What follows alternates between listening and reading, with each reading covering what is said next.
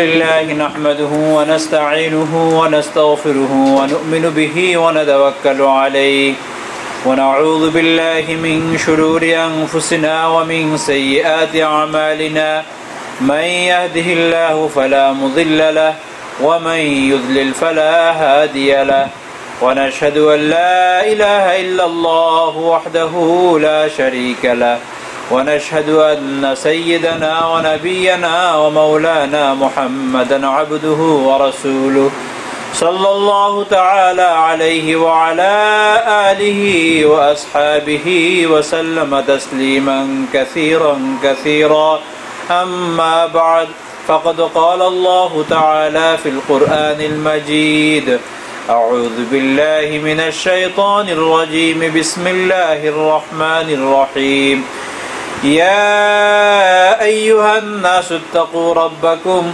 إن زلزلة الساعة شيء عظيم يوم ترونها تذهل كل مرضعة عما أرضعت وتضع كل ذات حمل حملها وترى الناس سكارى وما هم بسكارى ولكن عذاب الله شديد ومن الناس من يجادل في الله بغير علم ويتبع كل شيطان مريد كتب عليه أنه من تولاه فأنه يضله ويهديه إلى عذاب السعير يا أيها الناس إن كنتم في ريب من البعث فإنا خلقناكم من تراب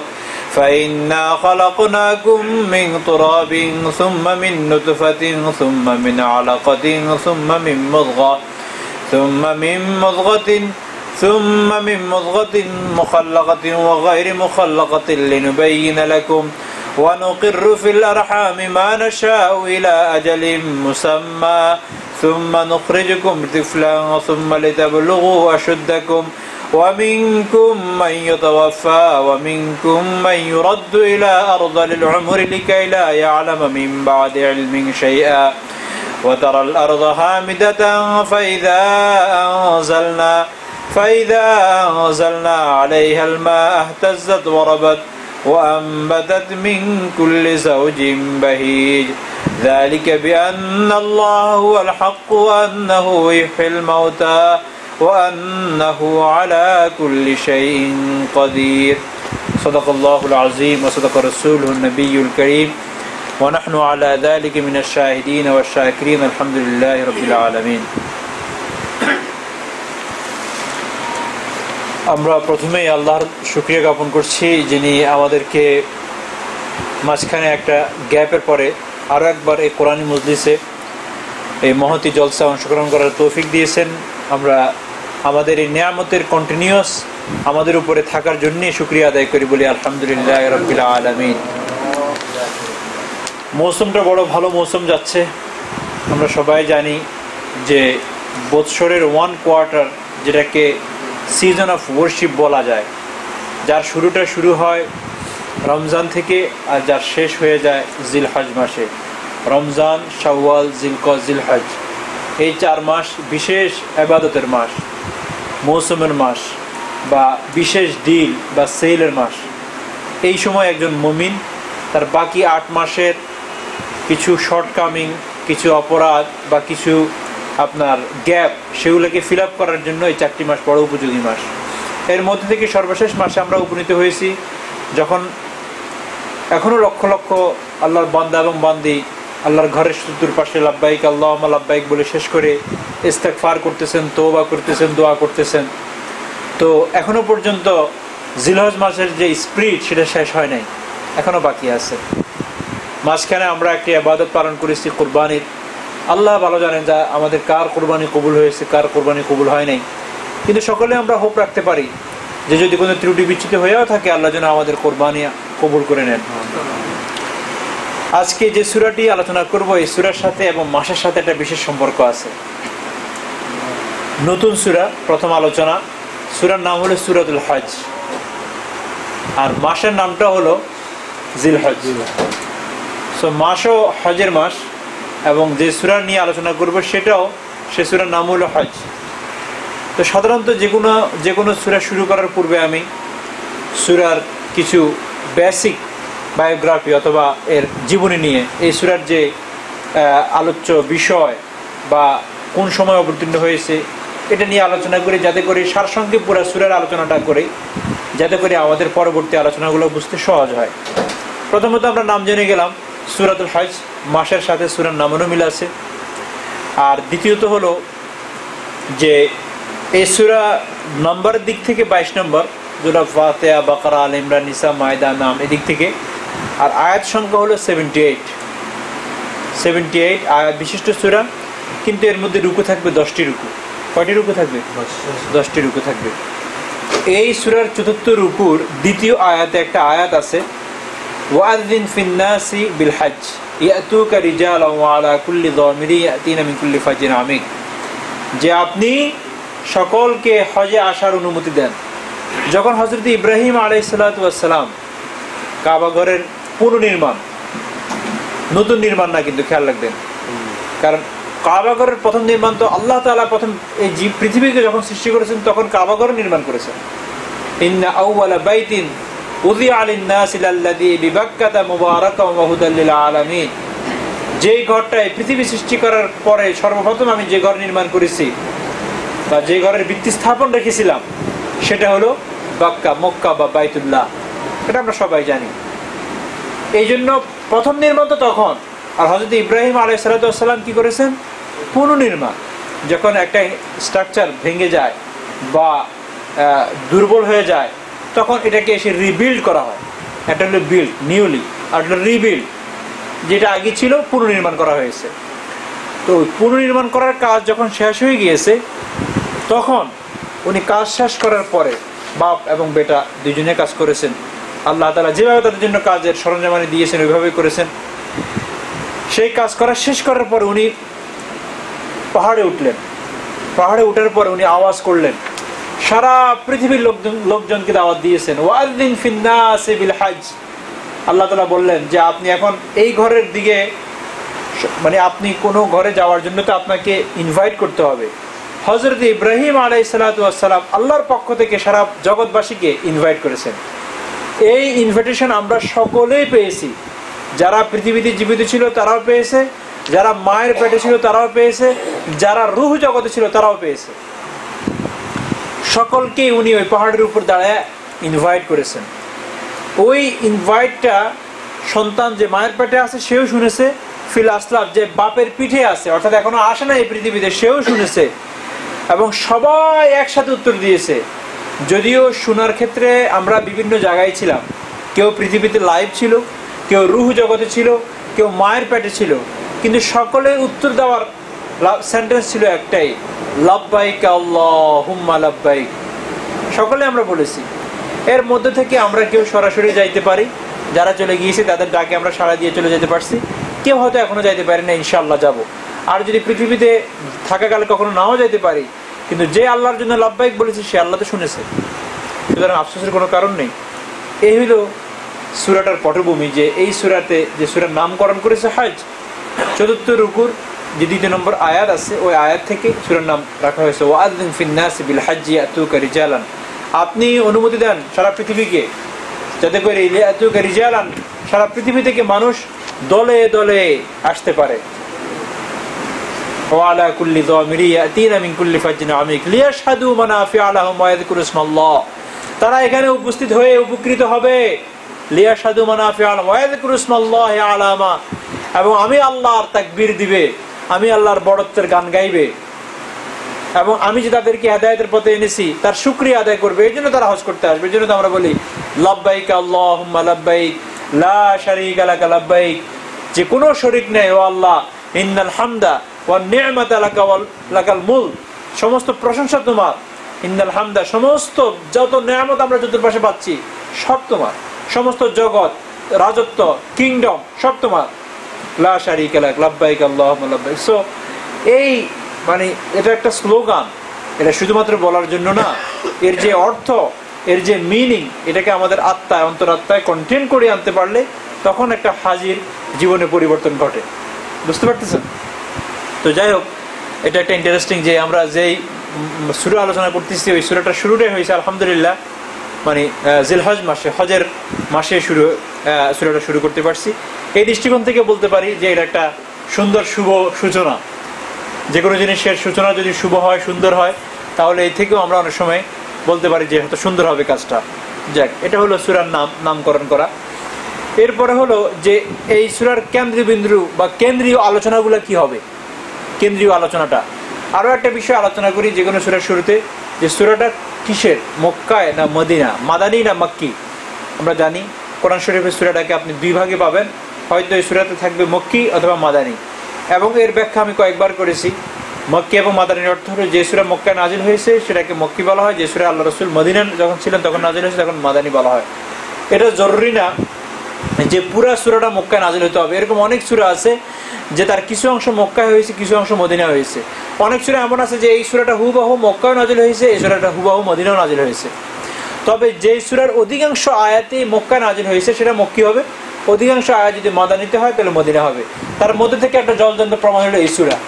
এই সূরা যখন আপনি পাঠ করবেন তো এই সূরার কিছু আলোচনা শুরুর দিকগুলা পুরাটা মিলে মক্কির সাথে, মনে হয় যেন মক্কার সূরার যেই গ্রাম, মক্কার সূরার যেই পরিবেশ, যে পরিস্থিতি, যে স্টাইল, সেটা হলো এই সূরার শুরুতে। আর এই সূরার শেষ ভাগটা পুরা মাদানী, কিন্তু সূরার নামটা আবার মাদানী। যেহেতু সূরার বেশিরভাগ আয়াত, বেশিরভাগ বিষয়বস্তু মদিনাকে ঘিরে এবং মদিনার লাইফ স্টাইলের সাথে মিলে, এই জন্য মাদানী। বাকি এই সূরার কিছু অংশ মক্কায় নাজিল হয়েছে। এই জন্য এটা নিয়ে ইসলামিক স্কলার বা মুফাসসির কিরামদের মাঝে ছোটখাটো একটা আলোচনাও আছে যে এটা মক্কি না মাদানী। কেউ বলেছেন মক্কি, কেউ বলছে মাদানী। তবে এই কথার সত্য, এর উপরে মোটামুটি ঐক্যমত যে মক্কার শেষ দিকেই এই সূরার কিছু আয়াত নাজিল হয়েছে শুরুর দিকে, আর বাকিটা মাদানীর শুরুর দিকে নাজিল হয়েছে। আল্লাহ রাসূল যখন মাইগ্রেট করে মদিনা চলে গেছেন তো ফার্স্ট পিরিয়ডের দিকে বাকিটা নাজিল হয়েছে। এই দৃষ্টিকোণ থেকে যেহেতু মদিনায় বেশি, মাদানী বলা হয়েছে। নতুবা এই সূরার প্রথম অংশ যেগুলো ইনশাআল্লাহ আজকে আমরা পড়বো, আয়াতগুলোর অনুবাদ পড়বো, বুঝতে পারবেন এগুলো মক্কার কাফেরদেরকে, মক্কার যারা বসবাস করেন তাদেরকে ইঙ্গিত করে বলা হয়েছে। এটা হলো প্রথমত এই সূরার আলোচনার মূল কেন্দ্রবিন্দু। আর একটু স্পষ্ট করে বললে এভাবে বলা যেতে পারে যে মক্কি সূরার কেন্দ্রীয় আলোচনাগুলো সাধারণত হয়ে থাকে ঈমানের উপর আলোচনা থাকে, ওয়াননেস অফ আল্লাহ, তাওহীদের উপর আলোচনা হয়ে থাকে, এবং কিয়ামতের কথা আলোচনা থাকে, কবরের যে সত্য, কবরের শাস্তি যে সত্য, পুনরুত্থান বা পুনরুজ্জীবন যে সত্য, এর উপর আলোচনা হয়ে থাকে। এই কথাগুলো এখানে আছে। আজকে আমরা যে প্রথম রুকু আলোচনা করবো এর মাঝে এই কথাগুলো আসবে। এই থেকে বোঝা যায় যে এই সূরার এই আয়াতগুলো নাজিল হয়েছে কোথায়, মক্কায়। আচ্ছা, আর মাদানী সূরা বা মাদানী সূরার বৈশিষ্ট্য কি? যেখানে বেশিরভাগ আলোচনা থাকবে আপনার ইয়া আইয়ুহাল্লাযীনা আমানু, মুমিনদের, এবং আহকাম থাকবে, নামাজ পড়া, রোজা রাখা, হজ করা, এরকম বিভিন্ন। যেমন হজের বিধান এই সূরার মাঝে আছে, তোমরা হজ করতে আসো, মাদানী। কারণ কোনো বিধিবিধান নিয়ে আলোচনা খুব একটা বেশি মক্কায় হয় নাই। কারণ মক্কায় শুধু একটাই মেহনত, কিভাবে মানুষদেরকে কুফর থেকে ইমানে আনা যায়, কিভাবে মানুষকে একাধিক খোদা থেকে এক আল্লাহর দিকে আনা যায়, এই আলোচনাটাই ছিল। তো এইভাবে এই সূরার আরেকটি অংশের মধ্যে অর্থ পাওয়া যায়, যেখানে পাওয়া যাবে আপনার আহকামে হজ, তারপরে আল ইযনু বিল কিতাল, জিহাদ করার বিধান। জিহাদ করার বিধান তো মক্কায় আসে নাই, এই দ্বারা বোঝা যায় যেটা মাদানী। এই জন্য সূরার নামটা মাদানী রাখা হয়েছে। এবং এই সূরার মাঝে আমরা দুই ধরনের আলোচনা পাবো, শুরুর দিক থেকে মক্কি এবং শেষের দিকগুলো বা শুরুর কিছুক্ষণের পর থেকে পাবো আমরা মাদানী স্টাইলের লাইফের যে কথাগুলো সাধারণত থাকে সেগুলোই পাবো। আর বিষয়বস্তুকে যদি আমরা ভাগ করি, এই সূরার পুরা সূরাটাকে 3 ভাগে ভাগ করতে পারি। কয় ভাগে? 3 ভাগে। 3 ধরনের লোক নিয়ে আলোচনা করা হয়েছে। প্রথম এক ধরনের লোক হলো মুশরিক, খালেস বা পিওর মুশরিকেরা। এরা এক আল্লাহর উপাসনা করে না, একাধিক আল্লাহর উপাসনা করে, যাদের নাম আমরা বলতে পারি মক্কাতে যারা বসবাস করতেন, তাদের আলোচনা এখানে আসবে। দ্বিতীয় একটা গ্রুপের আলোচনা আসবে মুযাবযাবিন। মুযাবযাবিন মানে হলো কি জানেন? বাংলা আমরা যাদেরকে বলি সুবিধাবাদী। কি বাদী? সুবিধাবাদী হলো যেই দিকে সুবিধা সেদিকে পাল উঠিয়ে দেয়। নৌকার পাল আছে না, যেদিকে সুবিধা ওই দিকে পালটা উঠিয়ে দেয়। তো এটা হলো সুবিধা, এটাকে আরবিতে বলা হয় মুযাবযাবিন। আর একটু শব্দটা ক্লিয়ারিফাই যদি বলতে হয়, মুনাফিকিন বলতে পারি। মুনাফিকিন অর্থাৎ যেখানে যার মতো করে কথা বললে ওই সোসাইটি খুশি, সেখানে সেভাবে করে কথা বলা। তো এরকম একটা গ্রুপ ছিল মুসলমানদের, যারা ইসলাম গ্রহণ করেছে, কিন্তু কখনো কখনো পরীক্ষার সম্মুখীন হলে তারা একটু পিছপা হয়ে যেত, তারা একটু ভয় পেয়ে যেত যে আমরা কোনো ভুল করে ফেললাম কিনা, আবার ইউটার্ন করে পিছনে চলে যাব কিনা। এদেরকে নিয়ে আলোচনা করা হয়েছে। প্রথম তো মুশরিক, তাদের শাস্তি, তাদের আলোচনা। এরপর মুজাবজাবিন, সুবিধাবাদী, যে তোমরা যদি এভাবে থাকো তাহলে তোমরা কামেল মুমিন হইতে পারবে না। এরপর আরেকটা গ্রুপের আলোচনা করা হয়েছে যারা খালেস মুসলমান, পিওর মুসলিম মুমিন, তাদেরকে নিয়ে আলোচনা করা হয়েছে যে তোমাদের সামনে পরীক্ষা আসবে, কোনো অসুবিধা নাই, এই পরীক্ষা তোমরা বিজয় হবা।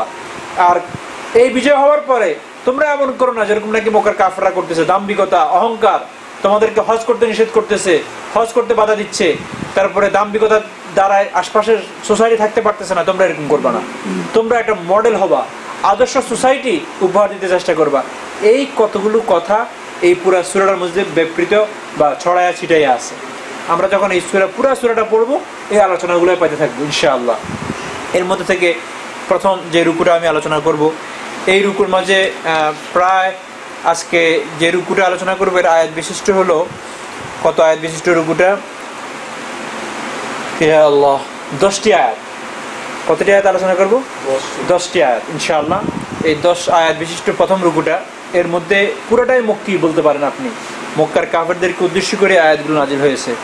এর একটা শান নজুল আছে, প্রেক্ষাপট আছে। এই প্রথম রুকুতে যে আলোচনাটা আল্লাহ তাআলা করতেছেন সেটা হলো যে মক্কার একজন কাফের ছিল সরদার গোসের নজর বিন হারেস। এই লোকটা খুব ঝগড়াটে ছিল, খুব তর্কবাজ। আমাদের দেশে এক ব্যক্তির না আছে না, তর্কবাগিস নাকি, তর্কবাগিস, তর্ক করতে বেশি। তো এরকম তর্কবাজ ছিল, যে কোনো জিনিসের যুক্তি চাইতো, এবং যুক্তি তর্ক মানে সে মানে তার বুঝে আসুক আর না আসুক সে হারতে রাজি না। তো এই দলে অনেক লোকই ছিল। এর মধ্যে থেকে সেই বলতো যে আল্লাহ মাফ করুক, এই যে মোহাম্মদ তোমাদেরকে ফেরেশতার কথা বলে, ফেরেশতারা হলো বানাতুল্লাহ, আল্লাহর মেয়ে, কন্যা, নাউযুবিল্লাহ মিন যালিক। এরপরে এই যে কোরআন পড়ে, এই কোরআনটা হলো আসাতিরুল আউয়ালিন, আমাদের পূর্ববর্তী লোকদের উপকথা, রূপকথা, উপকথন। আমরা অনেক সময় বলি না, এই লোক মুখে, লোক গাথা, তারপরে শোক গাথা, এরকম কত কিছু কথা থাকে না, শ্লোক গাথা, এরকম এগুলো উপকথা, রূপকথা, বানানো কথা, এগুলো কোনো আল্লাহর বাণী না। সে বলতো এগুলো। তো ওয়ালা ইয়াবাসু বাদাল মাউত, মৃত্যুর পর আবার পুনর্জীবন নাই, এরকম কোনো কিছুই নাই, এটা ফাও কথা। ন্যাচারালি আমাদের দেশে বলে না, এটা হয়েছে পৃথিবী আবার ধ্বংস হয়ে যাবে, শেষ। এরপরে অনেকে তার অনুসরণ করতে এসব যুক্তিতর্কে, ওর উত্তরে আল্লাহ তাআলা এই আয়াতগুলো নাযিল করেছেন। তাহলে মক্কার কাফেরদের এই ধরনের উক্তি, এবং আমরা জানি মক্কার কাফেরদের মেইন প্রবলেম ছিল কতগুলো কথার উপরে, যে আল্লাহ আর কোনো ব্যক্তিকে পেলে না, আপনাকে নবী বানাইলেন, আর আপনি বলেন প্রতিদিনে কিয়ামত আসতেছে, আযাব আসবে, আমরা মরে যাব। তো আপনার ধারণা কি আমাদের পূর্ববর্তী যারা আছে তারা আবার জীবিত হবে পাউডার হয়ে যাওয়ার পরে? তারা তো পাউডার হয়ে গেছে। তো আল্লাহ তাআলা বারবার এই সমস্ত আয়াতে এটাই তাদেরকে শিখিয়েছেন, তোমাদের কাছে এত কঠিন মনে হচ্ছে আমি তোমাদেরকে আবার জীবিত করা, আর তোমরা তো কিছুই ছিল না। যখন কিছুই ছিল না তখন যদি সৃষ্টি করতে পারি, এখন তো একটা মডেল আমার সামনে এসে গিয়েছে, তা আমি আবার সৃষ্টি করতে পারি না? যখন কোনো মডেল ছিল না তখন বানাইতে পারলাম, আর এখন মডেল আছে এরপরে পারবো না? এই কতগুলো আয়াতের মধ্যে আল্লাহ তাআলা এই কনসেপ্টটা ক্লিয়ার করতে চাইছেন যে তোমাদের মাঝে যে প্রশ্নটা যে আমি কিভাবে আবার সৃষ্টি করব, এই প্রশ্ন তোমাদের আসার কথা না, যদি তোমরা তোমাদের নিজেদের দিকে তাকাও, যদি তোমাদের সামনে তোমরা একটুখানি জমিনটাকে দেখো। এখানে দুইটা এক্সাম্পল দিবে, মানুষের সৃষ্টি কিভাবে হয়েছে, মানুষের সৃষ্টি আল্লাহ তাআলা কিভাবে করেন ধাপে ধাপে, এই আলোচনাটা। আরেকটা হলো যে তোমরা আরো দেখতে চাও, তোমাদের সামনে নিজেকে দেখতে তো কষ্ট হয়, অনেক সময় নিজের চেহারা নিজে দেখি না। তোমার সামনে চাটিয়াল ময়দানটা দেখো, যখন স্প্রিং এর পরে উইন্টার আসে, সমস্ত গাছপালাগুলো কি হয়ে যায়, মনোজনের টুপি ছাড়া কোনো টুপি নেই, এগুলোর কোনো পাতা থাকে, কঙ্কাল সার দাঁড়ায় আছে, বাস জমিনটা শুকায় গেছে। এরপরে আবার যখন বসন্ত আসে, আবার যখন আমরা কি বলি এটাকে স্প্রিং বলি, সব কিছু উঠতে থাকে, বসন্ত আসতে থাকে। তো এগুলো কোথেকে আসি? এর আগে তো সব মারা গেল, আবার কিভাবে জীবিত হলো? তো এই থেকে তো শিখতে পারো যে এটাকে মৃত্যুর পরে আবার জীবিত করা যদি আমি পারি, তোমারও সেম থিং হবে, তুমি এরকম মাটির মধ্যে মিশে যাবা উইন্টার, এরপর আবার তোমার মাঝে স্প্রিং আসবে, অসুবিধাটা কোথায়? তো এটা দিয়ে শুরু হচ্ছে এখানে ইয়া আইয়ুহান নাস, প্রথম আয়াত। আমি আপনাদেরকে এটাও বলেছি, মক্কা এবং মদিনা মাদানী সূরা চিনার কতগুলো লক্ষণ আছে। মক্কি সূরার মধ্যে আল্লাহ তাআলা মানুষদেরকে লক্ষ্য করে বেশিরভাগ বলবেন ইয়া আইয়ুহান নাস, হে লোক সকল, হে মুমিন, হে ইমানদার, হে মুসলিম, এরকম বলবে না, ইয়া আইয়ুহান নাস, যেহেতু সেখানে মক্কার কাফেরদেরকে উদ্দেশ্য। কিন্তু মাদানী সূরাতে বেশিরভাগে পাওয়া যাবে ইয়া আইয়ুহাল্লাযিনা আমানু, ইয়া আইয়ুহাল মুসলিমুন, এই ধরনের পাবেন, কারণ সেখানে অলরেডি মানুষ মুসলমান হয়ে গিয়েছে, এখন আহকাম বিধিবিধান দেওয়ার জন্য এই ধরনের। দেখেন ইয়া আইয়ুহান নাস দিয়ে শুরু, মানে মক্কি সূরা, মক্কির আয়াতগুলো, এই আয়াতগুলো নাজিলের প্রেক্ষাপটের পিছনে বা পরিস্থিতি আরো যা যা পরিবেষ্টন করে আছে মক্কি জীবনীকে, মক্কি লাইফটাকে। ইয়া আইয়ুহান নাস ইত্তাকু রাব্বাকুমুল্লাযী খালাকাকুম ইত্তাকু রাব্বাকুম ইন্না যালযালাতাস সাআতি শাইউন আযীম। হে লোক সকল, ইয়া আইয়ুহান নাস, আল্লাহকে ভয় করো, ইত্তাকু রাব্বাকুম, আল্লাহকে ভয় করো, ইন্না যালযালাতাস সাআতি শাইউন আযীম, নিশ্চয়ই জালজালাতাস সাআ, কিয়ামতের কম্পন। জালজালা কাকে বলে? যেমন আমরা পড়ি না ইযা জুলজিলাতিল আরদু জিলজালাহা, যখন জমিন কম্পন করা শুরু করবে, এমন কম্পন যা মানুষ দেখে হয়রান হয়ে যাবে। এখানে ওই একই শব্দ জালজালা, ইন্না জালজালাতাস সাআতি শাইউন আযীম, জমিনের কম্পমান হওয়া, কম্পিত জমিন যখন নাকি আপনার শুরু হবে কিয়ামতের যে কম্পন, ওটা হলো কিয়ামতের।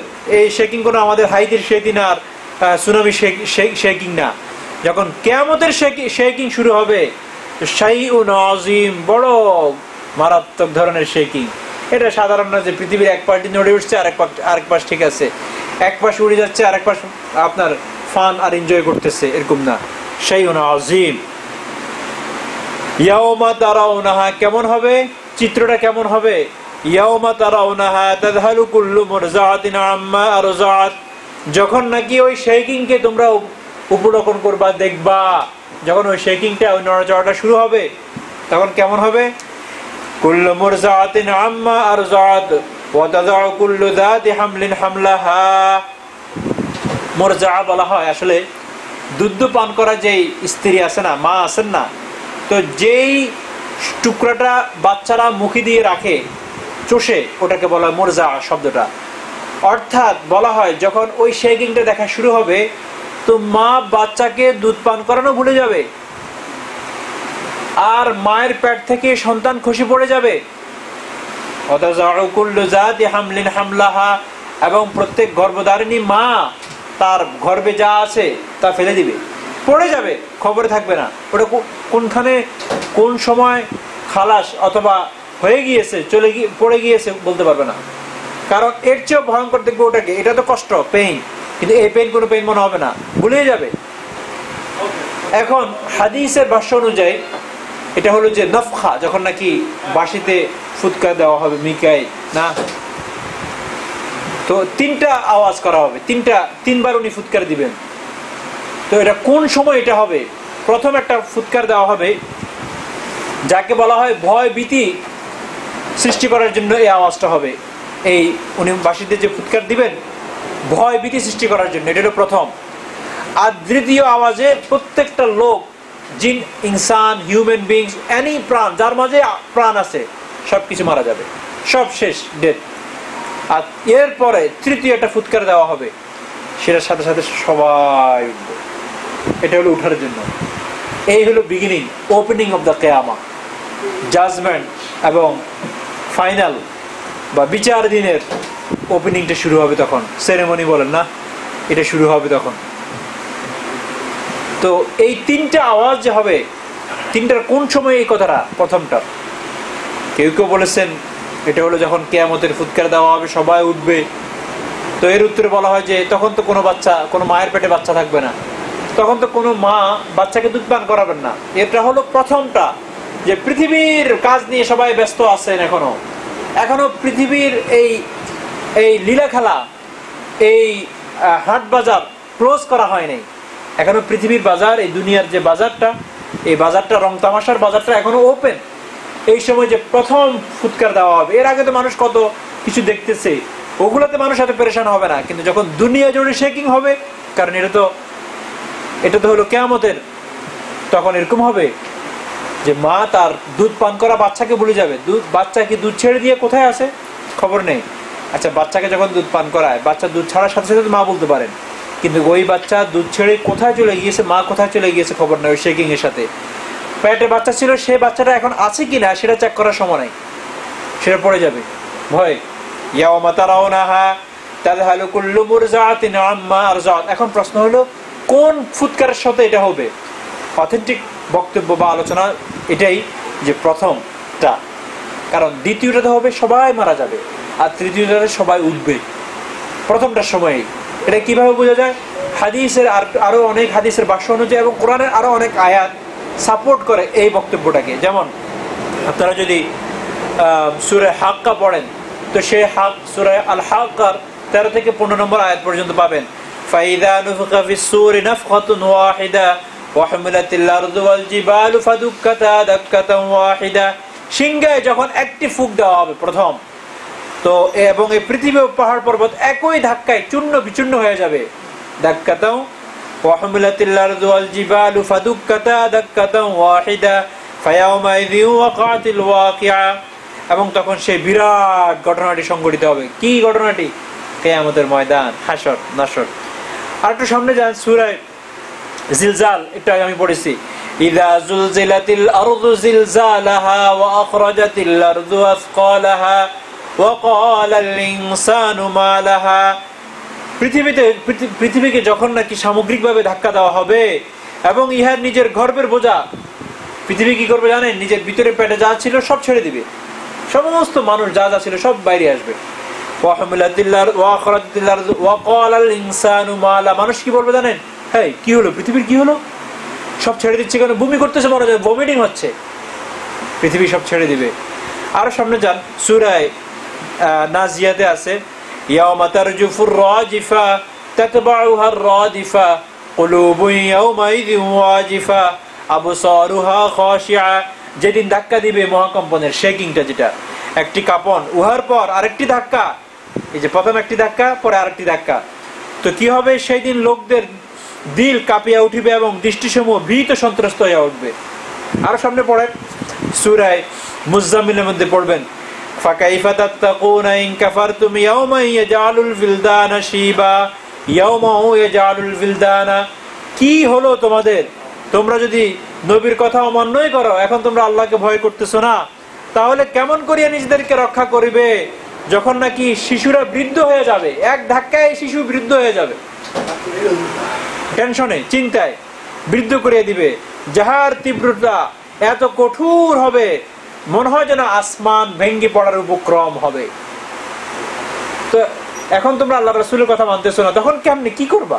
কোথায় ভাগবা? কোথায়? ফাকাইফা তাত্তাকুনা ইন কাফারতুম ইয়াওমা ইয়াজআলুল বিলদানা শিবা। বলে যে বাচ্চা বুড়া হয়ে যাবে। আমাদের দেশে বা এই পৃথিবীতে আপনি দেখবেন, যখন টেনশন বেশি হয়, কাজের চাপ বেশি হয়, অথবা আপনি যদি কিছুদিন পেরেশানি অথবা স্ট্রেস নিয়ে ঘুরেন, তো দেখবেন আপনার শারীরিকভাবে সেটা আপনি পাবেন, আপনার দাড়ি চুল পাকতে থাকবে। এর বড় প্রমাণ আমাদের দেশের মাননীয় প্রেসিডেন্ট সাহেবের দিকে একটু খেয়াল করবেন, যে মাত্র 6 থেকে 7 বছর এই দেশের উনি রাষ্ট্রভার ক্ষমতা গ্রহণ করেছেন। এই 7-8 বছর ওনার জীবনের 20-30টা বছর নিয়ে গেছে। এবং এটা নাকি এদেশের মোটামুটি অলৌকিত একটা বাক্য, যে যারাই ইউএসএ প্রেসিডেন্টগিরি করে গিয়েছেন ওই 8 বছর এমন কেউ হয় না যে তার চুল দাড়ি পাকে নাই। মোস্ট চুল যে কতটুকু দেখা যায় ভিজিবিলিটি আছে, এটা পেকে যায়। Too much stress. ঠিক ফ্যামিলির যে ব্যক্তির উপরে স্ট্রেসটা বেশি পড়ে, বয়স আন্দাজে তার শারীরিক গঠন আরো বেশি অ্যাডভান্স হয়ে যায়। বয়স হয়তো 30, কিন্তু শরীরের শারীরিক গঠন দেখলে মনে হবে 45 থেকে 50, বিকজ স্ট্রেস। তো ঠিক কিয়ামতের ভয়াবহতা দেখে ছেলে বৃদ্ধ হয়ে যাবে। তো তখন কি করবা? ফাকাইফা তাত্তাকুনা ইন কাফারতুম ইয়াওমা ইয়াজআলুল বিলদানা শিবা আসমাউ ফাতরুমবি কানা ওয়াদু মাফউলা। এবং সে অঙ্গীকার তো অবশ্যই হবে, অবশ্যম্ভব অবশ্যই হবে। ইন্না হাযি তাযকিরা ফামান শাআ আত্তাখাযা ইলা রাব্বি সাবিলা। এটা নসিহত, গ্রহণ করলেও ভালো, না করলেও ভালো, এভাবে আল্লাহ তাআলা বলতেছিলেন। তো যাই হোক, ইয়াওমা তারাউনা, এখানে সেই কম্পনের কথা বলা হচ্ছে। তো আল্লাহ তাআলা বলেন তখন কি করবা? এখন ভয় করতেছো না, যখন সম্ভাব্য বাচ্চা সম্ভাব্য যে তার বাচ্চা পড়ে যাবে, আর দুধ পান করা শিশুর কথা ভুলে যাবে। আর কি? ওয়াতারান্নাসা সুকারা, মানুষদেরকে দেখবা মনে হয় যেন মাতাল। মাতাল সুকারা বলা হয় মাতালকে, কিছু খেয়ে মদ অথবা শরাব, অ্যালকোহলিক জিনিস ড্রিঙ্ক করার পরে যা হয়। ওয়াতারান্নাসা সুকারা, এটা কিন্তু আমাদের হয় যখন মানুষ পেরেশান হয় মাতালের মতো। কিরকম? যেমন আপনি কোনো এক জায়গায় দিক হারাই ফেলছেন, আর কিছুক্ষণের মধ্যে আপনাকে 2-3 মিনিটের ভিতরে আপনাকে ঠিক করতে হবে, নতুবা আপনি গাড়ি হারাবেন, ট্রেন হারাবেন। এদিকে ট্রেনে উঠবেন না এদিকে ট্রেনে উঠবেন, দুটোর একটা নিতে হবে, না নিলেই বা শেষ 24 ঘন্টার জন্য ট্রেন আসবে না। দেখবেন আপনার গড়ি কোথায়, আপনি একবার এদিকে করেন, টুপি পড়ছে না ব্যাগ কোথায়, আপনাকে মানুষ ভাই কি হয়েছে, আপনি এমন কেন, মাতাল নাকি, সমস্যা কি, টাল হয়ে গেলেন নাকি? আসলে মেইনলি পেরেশানি। ট্রেন এখনো আছে আমাদের সামনে, সেম ট্রেনের কথা আসছে এই জন্য বললাম। আমরা সবাই কিন্তু ট্রেনে আছি এবং সবাই ট্রেনে বসে আছি যে আমরা যাচ্ছি ডাইরেক্ট আমাদের মানে আমাদের নির্ধারিত গন্তব্যের দিকে যাচ্ছি। কিন্তু আমাদের কারো ট্রেন চলতেছে নির্ধারিত গন্তব্যের দিকে, কারো ট্রেন চলতেছে নির্ধারিত গন্তব্য থেকে বিপরীত দিকে। আর বুঝতে পারবো কখন, যখন স্টেশনে যায় ট্রেনটা দাঁড়াবে, তো দেখবো যে এই ট্রেন জাহান্নামের দিকে আছে, এটা জান্নাতের দিকে আছে, আমি তো বসে আছি জাহান্নামেরটায়, আমার তো খবর নেই। ট্রেনে আমরা চড়ে আসি, লাইফটা একটা ট্রেনের মতো, কিন্তু একটু আস্তে চলে দেখি মনে হয় যেন চলে না। লাইফের যেদিন এই পৃথিবীতে আসছি 2000, আপনারা যখন 80 সালে, কেউ আছেন 70 সালে, আপনার ট্রেন স্টার্ট হয়ে গেছে, স্টেশন থেকে ছাড়ছেন, স্টেশন থেকে ছাড়া হয়েছে ডেস্টিনেশন জান্নাত, ওখান থেকে যায় নিজেরা ড্রাইভ করতেছি, ট্রেন হতো কারোটা জাহান্নামের দিকে যাচ্ছে, কারোটা জান্নাতের দিকে যাচ্ছে। ফয়সালা স্টেশনে দাঁড়াবে যখন, তখন বলতে পারবো কি ম্যানহাটনে আসলাম না জামাইকাতে। আপ টাউন দেখাতে উঠলাম, যাই দেখি যে ম্যানহাটনে বসে আছি, সবাই মনে করছে জামাইকা যাই উঠবো। ডাউন টাউন দেখে উঠছি, দেখে যে জামাইকাতে যাই বসে আছি। তো এই জন্য খুব খেয়াল করি যে আমার ট্রেনটা কি ঠিক গন্তব্যে যাচ্ছে। একটু আশপাশে উকিয়ে দেখি না, জানালা খুলে একটু দেখে যে আমরা যেই গন্তব্যে যাই তখন আমাদের চিন পরিচয় আছে। ও আচ্ছা, এটা রোজবেল্ট পার হলাম, 69 পার হলাম, তার মানে আমি টুয়ার্ডস ম্যানহাটন যাচ্ছি, রং যাচ্ছি না, ঠিক আছে, আমরা উঠে দেখি এটা। তো এরকম একটু চেক করেন। এই চেক করার জন্যেই রমজান আসে, এই চেক করার জন্যই যাকাত আসে, হজ আসে, বিভিন্ন সময় আমরা বিভিন্ন বয়ান শুনি। আর এই চেক করানোর জন্য নবীরা এই পৃথিবীতে আসছেন। নবীরা কি জন্য আসছে জানেন? নবীদের কি কাজ? প্রত্যেক নবীর একটাই মিশন ছিল।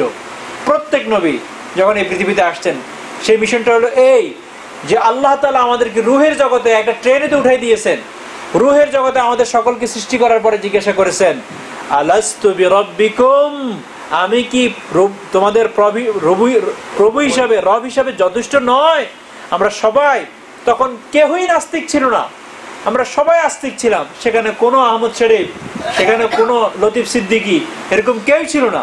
সবাই বলেছে ইয়াস, ক্বালু বালা, ইয়াস ইয়া আল্লাহ, আপনি আমাদের রব এবং রব হিসেবে আপনি যথেষ্ট, আমাদের আর কোনো রবের প্রয়োজন নেই। সবাই আস্তিক ছিলাম, কিন্তু লম্বা দীর্ঘ সময়ের আগে প্রমিস তো ভুলে গিয়েছি। যেমন দেখবেন আমাদের এরকম প্রমিস করার পরে যদি সময় অনেক অতিবাহিত হয়ে যায় তো আমরা ভুলে যাই। ওই প্রমিসটা আমরা ভুলে গিয়েছি। নবীদের একটাই দায়িত্ব, তারা কেউ নতুন করে মেসেজ না যে ভাই তোমরা যে মেসেজটা আল্লাহ, তোমরা যে প্রমিসটা আল্লাহর সাথে করে এসেছো সেটা হয়তো ভুলে গিয়েছো, সেটা স্মরণ করে দেওয়ার জন্য আসছি, আর কিছু না। কুলু লা ইলাহা ইল্লাল্লাহ, লা ইলাহা ইল্লাল্লাহ মুহাম্মাদুর রাসূলুল্লাহ তুফলিহুন, জাস্ট আল্লাহ এক, কোনো শরীক নেই, তাহলে তুমি সফল কাম। প্রত্যেক নবীর একই কথা, আর কোনো কিছুই না। কোন নবী এসে নতুন কোনো কথা নিয়ে আসে নাই যে আগের নবী যা আনছে আমি তোমাদের জন্য আরো একটা জিনিস নিয়ে আসছি, না। ওই যে আমরা লম্বা সময় অতিবাহিত হওয়ার কারণে ডিসকানেক্ট হয়ে গিয়েছি, ওই ডিসকানেক্টটাকে কানেক্ট করার জন্য ওনারা আসছেন। অনেকটা আমাদের যারা পাওয়ার কানেক্ট করে, কোন এডিশনের লোকরা আছেন, পাওয়ার পয়েন্টের জন্য আরো যারা আছেন, এখন তো আরে পাওয়ার পয়েন্ট শব্দ এসে গিয়েছে।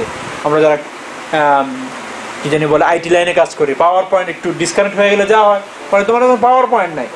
এই পাওয়ার পয়েন্টটা ডিসকানেক্ট হয়ে যাওয়ার পরে যখনই মানুষ অনেক বেশি দূরে সরে যায়, নবীরা এসে আবার সেটাকে কানেক্ট করছে। এটাই নবীদের কাজ ছিল, আর কিছুই না। এটাই নবীদের কাজ ছিল, প্রত্যেক নবীর এটাই কাজ। এইগুলো করা হয়। কি কথা থেকে আসলাম?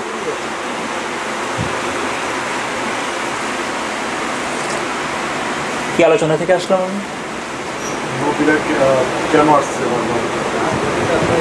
আমি ডিসকানেক্ট হয়ে গেলাম ট্রেনের আলোচনা থেকে। জি, ঠিক ওই যে ট্রেনের উইন্ডো খুলে একটু চেক করেন, একটু বড়দের কাছে যান, একটু ইসলামিক স্কলার্সের কাছে চেক করেন। আমরা অনেক সময় এক ভাই ট্রেনের পাশে থাকলে বলি না, ভাই কই যাবেন, আসলে উদ্দেশ্য নিজেরা ঠিক আছে কিনা, তো বলে যে আমি ম্যানহাটন দিকে যাচ্ছি। ঠিক আছে তাইলে কোথায় যাবেন, 42nd স্ট্রিট। ও তাই আমি ঠিক আছি, সেজন ঠিক আছে আমি। তবে এর মাঝে আমরা অনেকে আছি যে আমার পাশের লোকও ভুল, তা আমার স্মরণ নেই, তাকে শুদ্ধ মনে করি, আমি বুঝে আসি। অর্থাৎ আমি যে একটা ব্যাড এনভায়রনমেন্টে পড়ে আছি আমার স্মরণ নেই, এবং আমি আমার ব্যাড এনভায়রনমেন্ট নিয়ে, আমার রং ইনফরমেশন নিয়ে আমি খুশি। সেটা কেমন?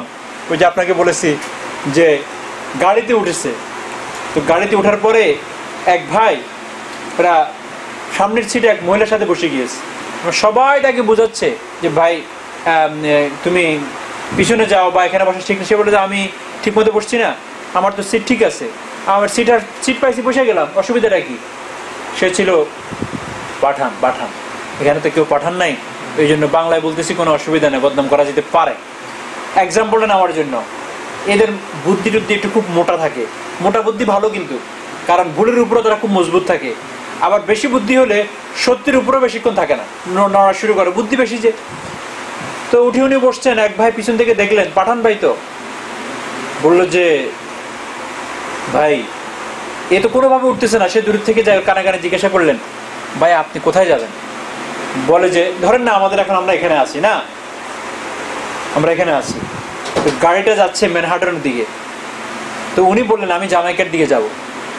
তো উনি বলেন গাড়ি কিন্তু ম্যানহাটনের দিকে, ওই ভাই উঠে ভুলে বসছে। তো উনি কানে কানে বলছেন, ভাই যারা জামাইকার দিকে যাবে তারা পিছনে, আর যারা ম্যানহাটন যাবে তারা সামনে বসছে। ও আচ্ছা আচ্ছা। তো উনি সোজা উঠি পিছনে চলে গেছে। তার বুঝে আসছে যারা জামাইকা যাবে তারা পিছনে বসতে হবে, আর যারা ম্যানহাটনের দিকে যাবে তারা সামনে বসবে। তো মানুষ জিজ্ঞাসা করলো, ভাই আপনি কি কানে কানে বললেন, আমরা এতক্ষণ হ্যামারিং করলাম, সে উঠলো না, এখন সে উঠে গেল। বলে যে আমি শুধু এটা বলছি, বিপরীত, সে তো যাবে বিপরীতে। সে যখন বললো আমি জামাইকে যাব, তখন আমি বুঝছি সে ভুল উঠছে, আর এবং সে ভুল বুঝিন না মানুষ। তাকে বললাম যে জামাইকে যারা যাবে আমরা সবাই পিছনে বসছি, আর এটা ম্যানহাটনের দিকে যাবে তারা সামনে বসবে। এ হলো আমাদের বুঝের ভুল। দেখছি পাশের লোকের কি বুঝ দিয়ে দিল, এবং পেয়ে বাস বসে আছে আরামসে, ম্যানহাটন দিকে যাচ্ছে, জীবনে যেতে পারবে। আরেক ভাই যাবে, আমাদের দেশের অনুযায়ী বলি, যশোর আর চিটাগাং একদিকে না। তো ভাই উঠছে উপরের দিকে, উঠে দেখলো যে সে যাবে চিটাগাংয়ের উদ্দেশ্যে, গাড়ি যাচ্ছে যশোরের দিকে। সেও পাঠান, করাচি আর পিন্ডি একদিকে, দুই দিকে না। তো গাড়ি, সে যাবে পিন্ডির দিকে, গাড়ি যাচ্ছে করাচির দিকে। তো উঠে উপরে, গাড়িতে ট্রেনের দুই ভাঁজ লেয়ার থাকে, কিছু লোক উপরে শুয়ে থাকে, কিছু লোক নিচে সিটে বসে। সে যাবে করাচির দিকে কিন্তু। তো উপরে জিজ্ঞাসা করলো, ভাই আপনি কোথায় যাবেন, আপ কাহা যা রাহে?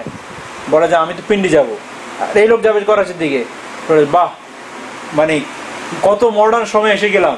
एक ही गाड़ी पे दो तरफ जा रहे हैं, एक पिंडी की तरफ एक कराची की तरफ। দেখেন নিজেকে নিজে বুঝি, এটা কিন্তু তার কথায় আমরা হাসতেছি, আমরা নিজেরাও বসে আছি সুদ ঘুষির ভিতরে, বসে আছি ভুলের ভিতরে, এরপর শুধু দেখতেছি ইনশাআল্লাহ জান্নাতে যাচ্ছি, পেয়ে যাবো। হয়তো অত বড় স্ট্যাটাস পাবো না, কিন্তু পেয়ে যাবো। হ্যাঁ, কেমন দ্বৈত চিন্তা, দ্বিমুখী চিন্তা করতেছি আমরা। উনি বলতেছে তবু নিজের হামাকাত, বেওকুফি, অজ্ঞতার উপরে একবারও চোখ আসে না যে আমি কে। বলে যে মানে কত মডার্ন সায়েন্স এসে গেল, এক গাড়ি পে এক পিন্ডি যা রা এক করাচি যা রা, মাশাআল্লাহ। মানে নিজে করাচি যাচ্ছে, পুরো গাড়িটা এক পিন্ডির দিকে যাচ্ছে।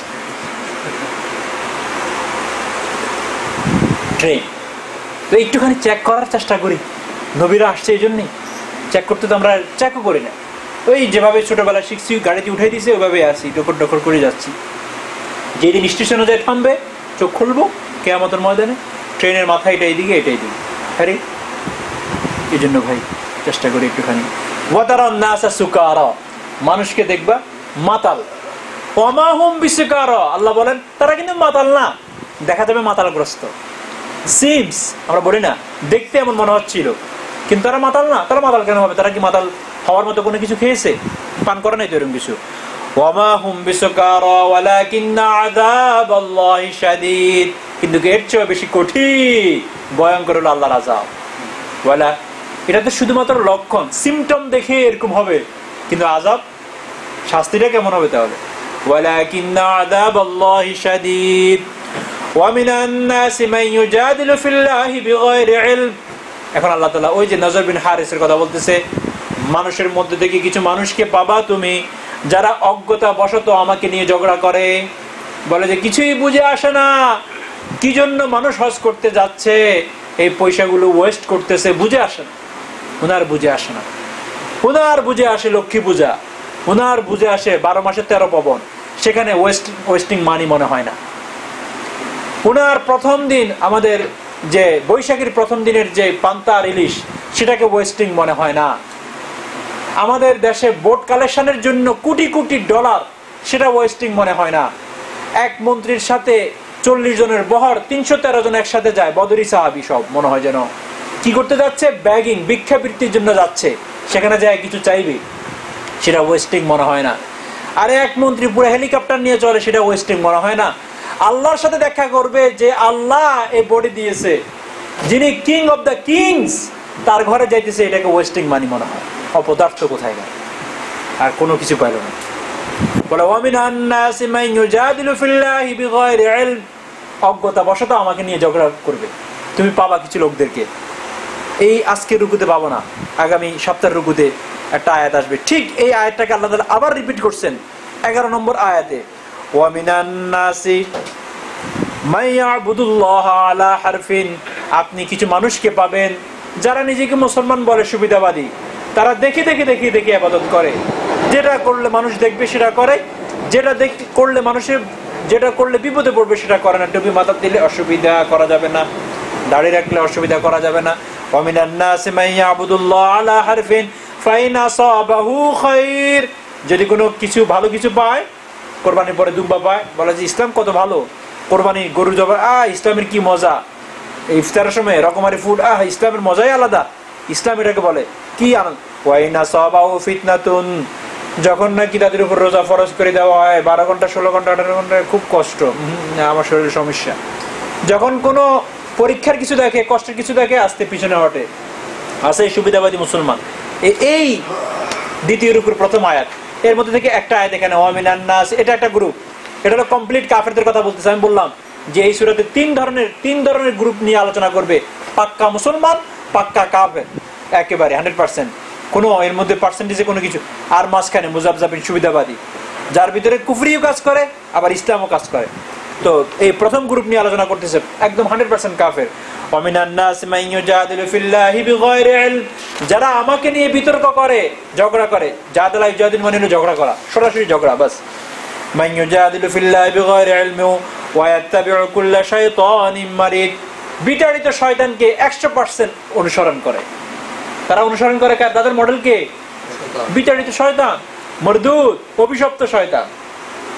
ঠিক এই পৃথিবীতে যারা মানুষ রূপী আল্লাহকে নিয়ে ঝগড়া করবে, ইসলামের বিধিবিধান নিয়ে ঝগড়া করবে, তারা এইগুলো কত বছর আগে, 1400-1450 বছর আগে আল্লাহ তাআলা কোরআনে কিভাবে স্টেপ বাই স্টেপ মিলে যায়। মানুষের ক্যারেক্টার, মানুষের চেহারা পরিবর্তন হয়েছে, হয়তো দেশ পরিবর্তন হয়েছে, নামের পরিবর্তন, কিন্তু কাজ অ্যাজ ইট ইজ। সেই আবু জাহেলি মার্কা কাজ আজও পর্যন্ত আছে, ফেরাউনি মার্কা কাজ এখনো পর্যন্ত আছে, আবার আমলে মুসাও আছে, আমলে মুহাম্মদীও আছে। তাহলে আমরা বলি না, প্রত্যেক শিশুর মাঝে সবাই পাবেন, ওই শিশুর মাঝে হয়তো আমলি মুসাও পাবেন, আমলি মুহাম্মদ পাবেন, অথবা আমলি ফেরাউন পাবেন। আমরা ফেরাউন খুঁজি মিশরে যায়, সেখানে আরে দূরে যাওয়া লাগে, আপনার কাছে নাই, আপনার এলাকায় নেই। ফেরাউনি আমল যে কাজে, যেখানে যে ব্যক্তি করতেছে সেই ফেরাউন, সেই সময়ের জন্য, সেই আজগের জন্য। আবার নতুন করে ইজিপ্টে যায় চাওয়া লাগে নাকি, খোঁজা লাগে নাকি? আবু জাহেলকে খুঁজতে হবে নাকি? আমাদের আশপাশে তো বহু আবু জাহেল আছে, বহু বিন হারিস আছে, বহু আপনার দুশ্মনরা আছে। ওই সময় মক্কার কাফেররা যারা টিটকারি করেছে ইসলামকে, সে ধরনের তাদের দোষর এখনো আছে, একই সুরে কথা বলে, কোনো বাস কম নাই। আমরা কেন শুধু ইতিহাস খুঁজে তাদেরকে বাইর করার চেষ্টা করি? আমাদের আশপাশেই তো বসে আছে। ومن الناس من يجادل في الله بغير علم ويتبع كل شيطان مريد كتب عليه انه من تولاه। এটা লিখিত, আল্লাহ তাআলা এটা লিখে দিয়েছেন কোরআনে, যে মান তাওয়াল্লাহু, যে শয়তানকে ওলি বানাবে, গার্ডিয়ান বানাবে, মুরব্বি বানাবে, যারা খোদাদ্রোহী, যারা আল্লাহদ্রোহী, যারা ইসলামের বিরুদ্ধে কথা বলে, তাদের অভিভাবককে শয়তান। কে তাদের গার্ডিয়ান? মুরব্বি শয়তান। তো আল্লাহ বলে যে যাদের মুরব্বী শয়তান হবে তাদের কি দশা হবে শুনো, ফাইন্নাহু ইয়াদুল্লুহু ওয়া ইয়াহদিহি ইলা আযাবিস সাঈর। প্রথম শয়তান তাকে পথভ্রষ্ট করবে। এটা হলো প্যাকেজের প্রথম বেনিফিট।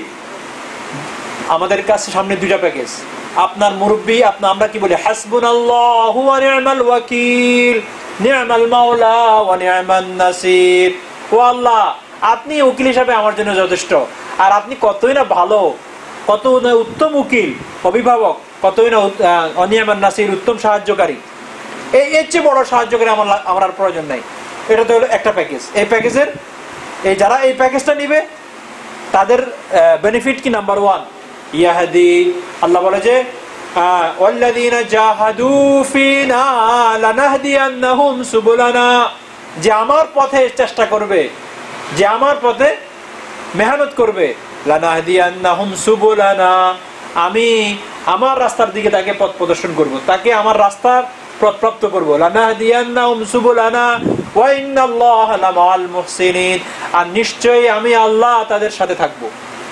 তাহলে এটা হলো বেনিফিটের, আপনার এই প্যাকেজের বেনিফিট। আমরা বলি না কি নেবেন ফোনের, এখন ফোন বললে খুব ভালো, আনলিমিটেড, লিমিটেড, আলট্রা আছে, লাইকা আছে, আরো কি কি কত, এটার এই বেনিফিট, এই বেনিফিট। আচ্ছা আসেন এবার আরেকটা হলো এই, আল্লাহ বলে যে ওমান তাওয়াল্লাহু, আর যে শয়তানকে অভিভাবক বানাবে, মুরব্বী বানাবে, তার কি নাম্বার 1 বেনিফিট হবে, ফাইন্নাহু ইয়াদুল্লু, সে তাদেরকে পথভ্রষ্ট করবে, 100% পথহারা করে ফেলবে। এটা হলো প্রথম প্যাকেজের প্রথম, এই ডিলের প্রথম বেনিফিট। আর দ্বিতীয়, ওয়া ইয়াহদিহি ইলা আযাবিস সাঈর, সরাসরি জাহান্নামের মর্মান্তিক শাস্তির দিকে তাদেরকে নিয়ে যাবে।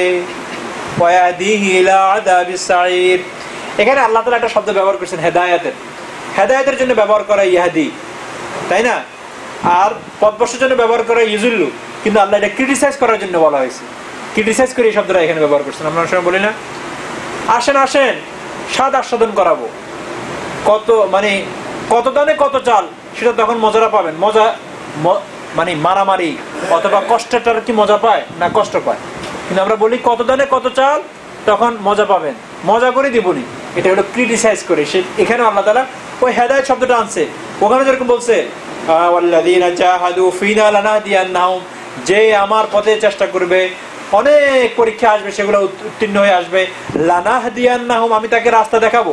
এখানেও বলেছে শয়তানও তাকে রাস্তা দেখাবে, তবে কিসের দিকে, ইলা আযাবিস সাঈর, যন্ত্রণাদায়ক শাস্তির দিকে, জাহান্নামের আগুনের দিকে। সেম শব্দ ব্যবহার করছে।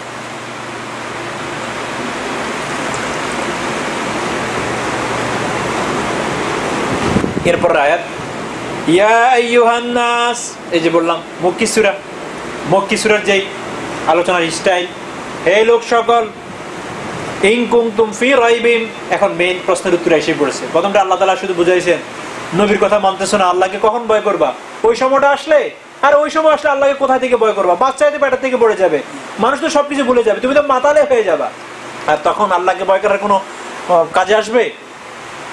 এখন আসেন মেইন প্রশ্নের উত্তর। ওই যে আল্লাহ পুনরুত্থান, পুনর্জীবন, কিয়ামত হওয়া, এগুলাকে বিশ্বাস করতে কষ্ট হয়।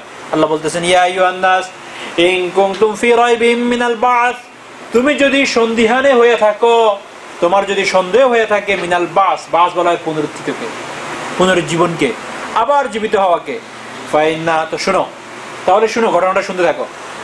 ফাইন্না খালাকনাকুম মিন তুরাব, তুমি তো দেখো মায়ের পেট থেকে তুমি আসতেছো, বাপের বীর্য থেকে তোমার সৃষ্টি। আর পিছনে যাও, ফাইন্না খালাকনাকুম মিন তুরাব, আমি তো তোমাকে মাটি থেকে সৃষ্টি করেছি, সেই মাটিটা তো মৃত্যু, সেটা তো ডেথ, আমি তো তোমাকে ডেথ জিনিস থেকে সৃষ্টি করেছি। ফাইন্না খালাকনাকুম মিন তুরাব সুম্মা মিন নুতফা, এখানে আল্লাহ তাআলা আমরা এই পৃথিবীতে আসার কয়েকটা স্টেজ নিয়ে আলোচনা করেছেন। এটাকে ইংরেজিতে কি জানি বলা হয়, এমব্রোলজি সম্ভবত, আপনারা কেউ জানেন কিনা? যারা মায়ের পেটের এই বাচ্চাদের যেই স্টেজে থাকে এগুলো নিয়ে, জি, ভ্রূণতত্ত্ব বিশেষজ্ঞ, এছাড়া ইংলিশে কি বলে, হ্যাঁ, আসতে কষ্ট হয় আমার এই শব্দটা। আপনারা জানেন কিথ মোর নামে একজন এই কীট যেটাকে বলি আমরা মানে শুক্র কীট বিশেষজ্ঞ যারা এগুলো নিয়ে গবেষণা করেন, কিথ মোর তার নাম ছিল, সম্ভবত আপনার শিকাগো হবে অথবা ওয়াশিংটন ডিসি এর কোথাও এক জায়গা থেকে হবে। সে যখন এই চ্যাপ্টারটা পড়েছে সে মুসলমান হয়ে গেছে, অনেক আগের কথা। এই চ্যাপ্টারটা আজকে বলতেছে, এখন পড়বো আমরা। যখন কোরআনের এই চ্যাপ্টারটা সে পড়েছে তখন তার কাছে স্পষ্ট হয়ে গিয়েছে কোনোভাবে, কিথ মোর তার নাম ছিল, MOOR, যে কোনোভাবেই হইতে পারে না যে এটা মুহাম্মদের নিজের কোথাও থেকে পাওয়া। 100 বছর আগে কারো ধ্যান ধারণায় মাথায় আসতে পারে না। দিস ইজ গড মেসেজ, আল্লাহর বাণী ছাড়া হইতে পারে না। এটা শুনেন, এই আয়াতটার অর্থ সেই যে শিকাগোর হবে সম্ভবত, যাই হোক অনেক আগের পড়েছে, ভুলে গিয়েছেন। ইয়া আইয়ুহান নাস ইন কুনতুম ফি রাইবিন মিনাল বাস, তোমার পুনরুজ্জীবিত হবা, তুমি পুনরুত্থিত হবা, এটা নিয়ে তোমার এত সন্দেহ যদি হয়ে থাকে। রাইব শব্দ বলি না আমরা, আলিফ লাম মিম যালিকাল কিতাব লা রাইবা ফি, এখানে সেই রাইব শব্দটা আসছে। তো শুনো, ফাইন্না খালাকনাকুম মিন তুরাবিন, আমি তো তোমাকে মাটি থেকে সৃষ্টি করেছি। এটা দ্বারা হযরত আদম আলাইহিস সালাতু ওয়াস সালামকে ইঙ্গিত করা হয়েছে। হযরত আদম আলাইহিস সালাতু ওয়াস সালামকে সৃষ্টি করা হয়েছে মাটি থেকে। মাটি বাহ্যিকভাবে খেয়াল করলে মাটি, পানি বা বায়ু, বার যেগুলো আছে এগুলো কোনোটাই তো আমাদের কাছে মানে প্রাণওয়ালা না। আমাদের কাছে প্রাণওয়ালা মনে করি যেগুলো শেকিং করে, যেমন আমরা প্রাণী, ইভেন আমরা উদ্ভিদ কেউ প্রাণ মনে করি না, যদিও তার মধ্যেও প্রাণ আছে। ঠিক আছে, আল্লাহ তাআলা বলেন ইন কুনতুম ফাইন্না খালাকনাকুম মিন তুরাবিন সুম্মা মিন নুতফাতিন, এরপর আল্লাহ তাআলা চলে আসছে বেসিক কতগুলো। একটা তো আছে আলট্রাসোনোগ্রাফি করে যেটা দেখা যায় প্রত্যেকটা স্টেজ, ওই প্রত্যেকটা এভরি সিঙ্গেল স্টেপ নিয়ে আলোচনা করতেছে না, বড় বড় কয়টা স্টেপ নিয়ে আলোচনা করতেছে এখানে। 7টা স্টেজ। নাম্বার 1 তো চলে গেল মাটি থেকে হযরত আদম আলাইহিস সালামের সৃষ্টি, অথবা বলতে পারেন ওই মাটি থেকে যে খাওয়াগুলো আমরা খাই সেগুলো দিয়ে তো একজন বাপ হচ্ছে, তারপরেই তো আমার বাপের মাঝে বীর্যটা সৃষ্টি হচ্ছে, সেটা পিঠ থেকে যায় মায়ের বাচ্চাদানিতে যাচ্ছে। তো বলতেছে সুম্মা মিন নুতফাতিন, অতঃপর আমি তোমাকে সৃষ্টি করেছি। কোরআনের বিভিন্ন জায়গায় বিভিন্ন শব্দে পাবেন। নুতফা মনে হয় বলা হয় আসলে মানে ফোটা পানিকে, বাপের পিতার যে বীর্যটাকে বলা হয়। অনেক সময় আমাকে অনেকে প্রশ্ন করেন যে হুজুর এটাকে এই অপবিত্র পানি বলে কেন, আমরা অপবিত্র? দুইভাবে অনুবাদ পাবেন। একটা অনুবাদ হলো তুচ্ছ পানি, এই অনুবাদটা সুন্দর। কি পানি? তুচ্ছ পানি। অপবিত্র বলার প্রয়োজন নেই, তুচ্ছ বললেই চলে। পবিত্র অপবিত্র এক দৃষ্টিকোণ থেকে সেটা ভিন্ন। পবিত্র অপবিত্র শরীয়তের দৃষ্টিকোণ থেকে এইটা যদি এটা বের হয়ে যায় বা কাপড়া লাগে, এই মশালায় আমি যাচ্ছি না, এই আলোচনায় আমি যাচ্ছি না। তুচ্ছ পানি সুন্দর শব্দ, যে আল্লাহ তাআলা আমাদের সৃষ্টি যে সূচনা কিসের থেকে? এক ফোঁটা তুচ্ছ পানি থেকে। তুচ্ছ বললাম এটা একটা মানে উল্লেখযোগ্য কিছু, যে আমাকে সৃষ্টি করতে অনেক বড় 1 লিটার পানি লাগছে, তাও তুচ্ছ 1 ফোঁটা পানি, মিন নুতফাতিন। এরপর আল্লাহ তাআলা বলেন, তাহলে প্রথম স্টেজ আমরা যেটাকে মনে করি যে বাপ পিতার বীর্যটা মায়ের কাছে আসা, এইটা সুম্মা মিন নুতফাতিন সুম্মা মিন আলাকাতিন। এরপরে দ্বিতীয় স্টেজ যখন নাকি পানিটা এসে মায়ের গর্ভে আসে, সুম্মা মিন আলাকাতিন, আলাকা বলা হয় রক্তপিণ্ডকে। কাকে বলা হয়? দেখুন আমরা যখন নাকি গরু জবাই করি, রিসেন্টলি গরু জবাই করলাম না, তো দেখবেন কিছু রক্ত পাবেন, এভাবে হাত দিয়ে যদি আপনি একটু স্কুইজ করেন এগুলো সব একদম ইয়ে হয়ে যায়, রক্তপিণ্ড, জাস্ট রক্তের একটা জমাট ধরতে পারেন, রক্তপিণ্ড। এটা মায়ের পেটে যাওয়ার পরে প্রথম এটা হয়। এটাকে অনেক সময় বলা হয় যে পানি আছে না, পানি অথবা হাউস, সমুদ্রের তীরে যখন যাবেন দেখবেন ফেনা হয়ে থাকে, ফেনা। আপনি এভাবে এটাকে নিতে পারেন, সাবানের ফেনার মতো, হাতও নিতে পারবেন। এভাবে আসতে ছোটখাটো বল, আমাদের এই দেশে স্নো বল না, তো এরকম রক্তপিণ্ড হয়ে থাকে। এটা হলো দ্বিতীয় স্টেজ, অথবা কোরআনের ভাষা অনুযায়ী তৃতীয়। প্রথম তো মাটি, সুম্মা মিন নুতফাতিন সুম্মা মিন আলাকাতিন। এরপরে রক্তপিণ্ডের পরে হলো মাংসপিণ্ড। কি? মাংসপিণ্ড। সুম্মা মিন আলাকাতিন সুম্মা মিন মুদগাতিন মুখাল্লাকাতিন ওয়া গায়রি মুখাল্লাকা। তো প্রথমটা হলো পানি। এই পানিটা আসার পরে হয় একজন পুরুষ, যখন একজন মা একজন পুরুষ যখন স্ত্রীর সাথে সঙ্গম করে তখন তার কাছ থেকে যে পরিমাণ বীর্য যায়, যদি আল্লাহ তাআলা প্রত্যেকটাকে ফার্টিলাইজ করাই দেন তো একবারের মিলনের দ্বারাই হাজার লক্ষ সন্তান হইত। সেখান থেকে সিলেক্টেড ওয়ান, যেটাকে বলতে পারেন আমরা সিলেক্টেড, যেটার ভাগ্যে আল্লাহ তাআলা রাখছেন যে তাকে ফার্টিলাইজ করে সন্তান দিবেন, সেটাই শুধু সেখানে প্রবেশ করার সুযোগ পায়। তো কে সিলেক্ট করে? তারা তো বলে যে করো তুমি তোমার মেশিন দিয়ে। সিলেক্টটা কে করে? আল্লাহ করে। তো এই যে অন্ধকার জগৎগুলোর পাশ, এই যে স্টেজগুলো পার করাচ্ছে কে? তো এরপরও তোমার সন্দেহ হয় আল্লাহ তোমাকে আবার সৃষ্টি করতে পারবে না? এত সন্দেহ তোমার? সুম্মা মিন আলাকাতিন সুম্মা মিন মুযগাতিন, এরপরে রক্তপিণ্ডের পরে হলো গোশতপিণ্ড, বা যেটাকে আপনি বলতে পারেন একদম গোশত। এই গোশতটা এখানে আবার দুটো শব্দ লাগাইছেন আল্লাহ তাআলা, মুখাল্লাকাতিন ওয়া গায়রা মুখাল্লাকাতিন, আকৃতি বিশিষ্ট আকৃতিহীন। অর্থাৎ প্রথম গোশতটা হয় যার মধ্যে আকৃতি থাকে না, বাস রক্তকে জমাট করে রেখে দেন, আস্তে করে সেটা কি হবে? গোশত হবে। এরপরে গোশত ছাড়া একটা গোশতের টুকরা, এরপরে আল্লাহ তাআলা সেখানে কোনো আকৃতি নাই, এরপর আস্তে আস্তে আকৃতি ঢালতেছে, ফাটতেছে, মনে হয় যেন কপাল বাইরেতেছে, নাক হচ্ছে, মুখ হচ্ছে, আস্তে করে মাঝখান দিয়ে আরেকটু ফেটে দুটো হাত আলাদা হয়ে যাচ্ছে, দুটা পা, আকৃতি বিশিষ্ট আকৃতিহীন। এখানে দুটা স্টেজ কিন্তু। তাহলে গোশত পিণ্ডে এসে, গোশতের টুকরাতে এসে প্রথম আকৃতি ছাড়া, এরপর আকৃতি হতে থাকে আস্তে আস্তে। এটা 5 উইক অথবা 5 মাস হয়ে গেলে তখন ডাক্তাররা বলে, এখন আল্ট্রাসোনোগ্রাফি করলে আমরা বলতে পারি যে ছেলে না মেয়ে। ওই যে আকৃতির মধ্যে বিশেষ জায়গায় শেপটা দেখে, মেয়ে না ছেলে, এভাবে। ওয়াগায়রা মুখাল্লাকাতিন, আচ্ছা কেন? লিনুবাইয়িনা লাকুম, এরপর আল্লাহ তাআলা এটার পরে যে বলো, যাতে করি আমি তোমাদেরকে খালাকনাকুম আলা হাযিহিন নুমুজাতি লিনুবাইয়িনা লাকুম, যাতে করে আমি তোমাদেরকে সুস্পষ্ট করে দেখাইতে পারি, তোমরা যাতে করে স্পষ্ট করে তোমাদের সামনে আমি বর্ণনা করতে পারি যে এই যে একটা স্তর থেকে একটা স্তরে যায়, এই স্তর থেকে যদি তোমরা জানতে পারো, বুঝতে পারো যে এর পিছনে যে ক্রিয়েটর কাজ করতেছেন তিনি আবার আমাকে সৃষ্টি করবেন, এতে নতুন তো কিছু না, এটা আশ্চর্যেরও কিছু নাই। লিনুবাইয়িনা লাকুম। এরপর আল্লাহ তাআলা বলেন ওয়ানুকিররু ফিল আরহামি মা নাশা, এই যে গোশতের আকৃতি থেকে গায়ের প্রথম আকৃতিহীন ছিল, তারপর আকৃতি করলাম, করে ওভেনে দেওয়ার মতো আরই বেশ লম্বা সময় মায়ের রেহেমের মাঝে আমি রেখে দিই। সেখানে রেখে পৃথিবীতে এসে জীবনযাপন করার উপক্রম করার জন্য যা যা প্রয়োজন সবকিছু এখানে সেট করি।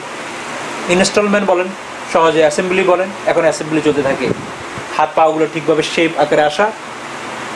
ওয়াত্তিনি ওয়াজ্জাইতুনি ওয়া তুরি সিনিনা ওয়া হাযাল বালাদিল আমিন লাকাদ খালাকনাল ইনসানা ফি আহসানি তাকওয়িম, আমি ইনসানকে সৃষ্টি করেছি উত্তম শেপ দিয়ে, আহসানা তাকওয়িম, কত না উত্তম শেপ, যেখানে যা দরকার সেগুলো বসানো শুরু, গ্রুপ, পাপড়ি, নোক, আরো যা যা ভিতরে হার্ট, কিডনি, এরপরে আরো যা যা আছে সেগুলোর ফাংশন।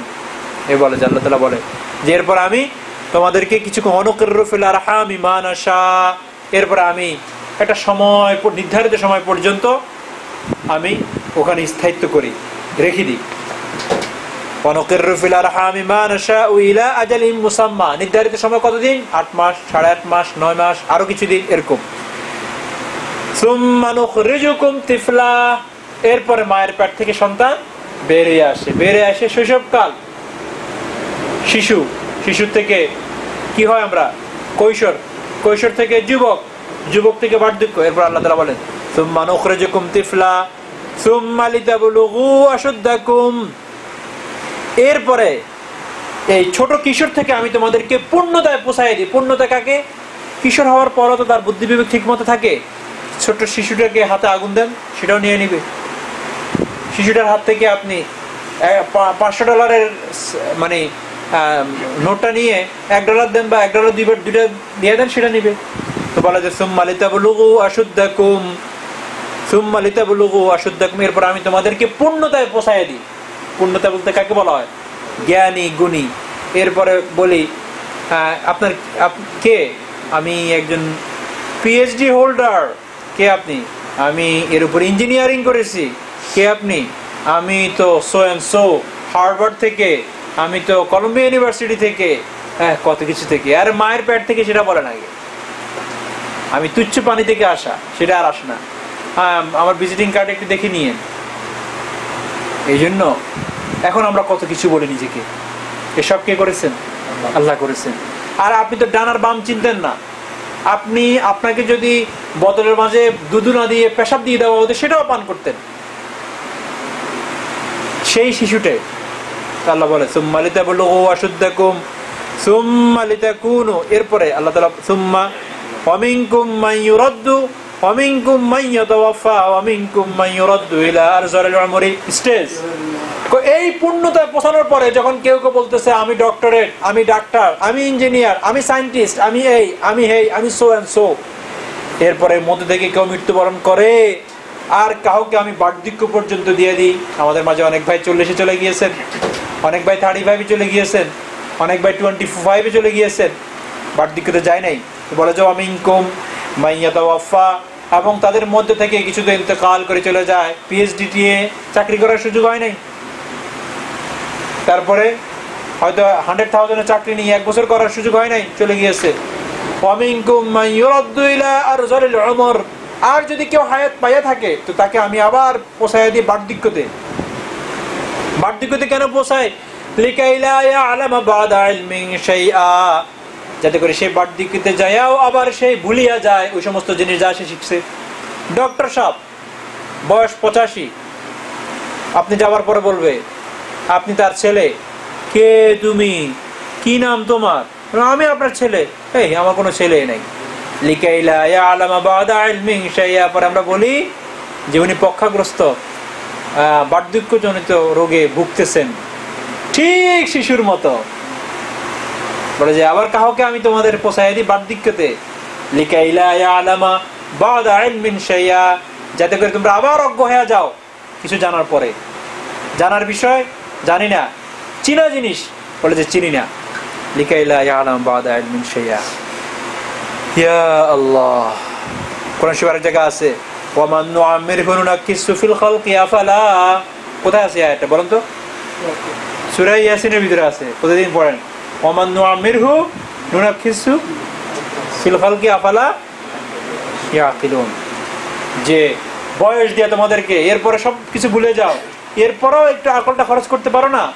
ওই পিএইচডি হোল্ডার যিনি সবসময় কার্ড দিতেন, ওনার কাছে যায় যখন জিজ্ঞাসা করবেন পিএইচডি কিসের উপরে? এনভায়রনমেন্টের উপরে।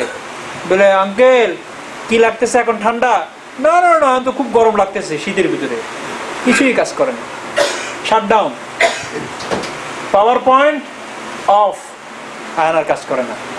সেই প্রায় 32 বছরের থিসিস জমা দিয়ে তারপরে পিএইচডি পেয়েছে আপনার অক্সফোর্ড ইউনিভার্সিটি থেকে, সব শেষ, ডিলিট, ক্লিক। বার্ধক্যজনিত, এখন শিশুর মতো খেলাধুলা করে, শিশুর মতো বসে ওদের সাথে বেশি ভালো পায়। এই জন্য বলে নাতির সম্পর্ক কার সাথে বেশি? দাদার সাথে। কারণ দুইজনেই তো আমাদের দেশে বলে লেদা আর বুড়া নাকি সমান। লেদা বুঝেন, ছোটকে বলা হয়। এদের দুজনের থিঙ্কিং অনেকটা কাছাকাছি। দুইজনেই রিটায়ার্ড পারসন, তার কোনো কাজ নাই যেহেতু ছোট, আর ওনার কোনো কাজ নাই যেহেতু ছুটি হয়ে গেছে। রিটায়ার্ড পারসন না, দুইজনেই রিটায়ার্ড, ছুটি নেওয়া হয়েছে। এই জন্য দুইজনের খুব বন্ধুত্ব, সোফায় বসিয়ে একসাথে গল্প গুজব করা, বাইরে যাওয়া। ছোট বাচ্চাটাকে বাইরে কেউ নেয় না, সে যোগ্য না, আর বড়জনকে নেয় না, বোঝা নিয়ে কি লাভ? তো দুইজনে বলে যে ঠিক আছে আমরা দুজনে। দাদা আর নাতির খুব সম্পর্ক, দাদি আর নাতিনের খুব সম্পর্ক। সমস্ত দাদির ঘটনা গল্প কে শুনে? শ্রোতা একমাত্র নাতিন, অন্য কেউ না, মাঝখানে ওরা ব্যস্ত। এই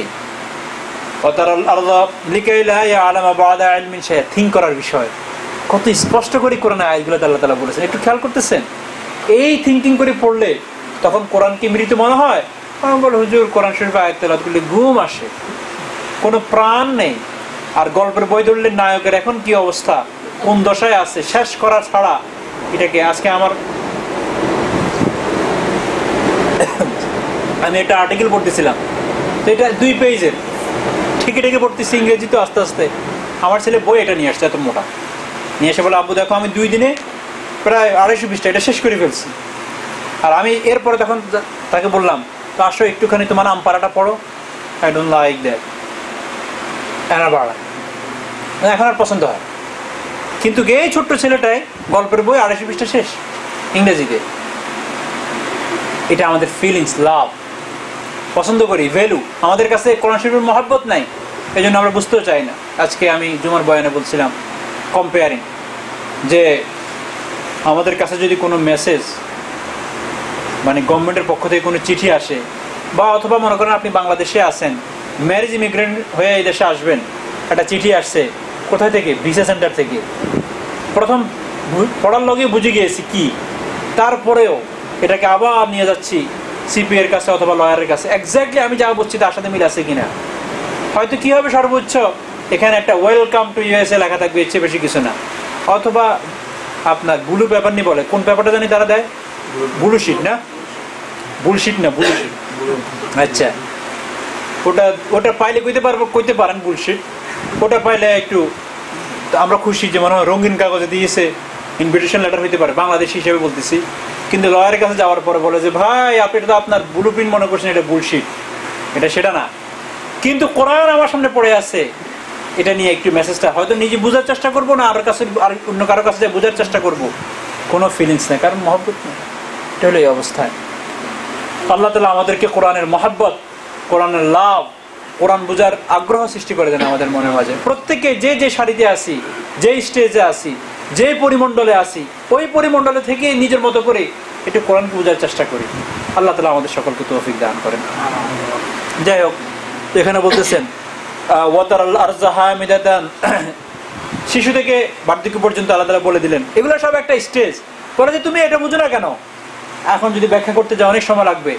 মায়ের পেটের প্রত্যেকটা স্টেজ থেকে তো শিখতে পারো যে কে সেগুলোকে হ্যান্ডেল করতেছে। এই যে পিএইচডি দাঁড়ি ডক্টরের সমস্ত কিছু ডিলিট করে দিয়েছে, কে করেছে সেটা? সে আল্লাহ। ওয়াতারাল আরযা হামিদাতান ফাইদা আনজালনা আলাইহাল মা হাতাযাত ওয়ারাবাত। এখন আসো দ্বিতীয় একটা এক্সাম্পল। একটা তো দিছে আমাদের বডিকে দিয়ে, এটা হয়তো অনেকের বুঝে আসবে না। এখন আরেকটা জমিন কি দিয়ে বোঝানো হচ্ছে। তাকাও, তোমার সামনে যে জমিন পড়ে আছে, চাটিয়াল ময়দান পড়ে আছে, ফসলওয়ালা জমিন পড়ে আছে।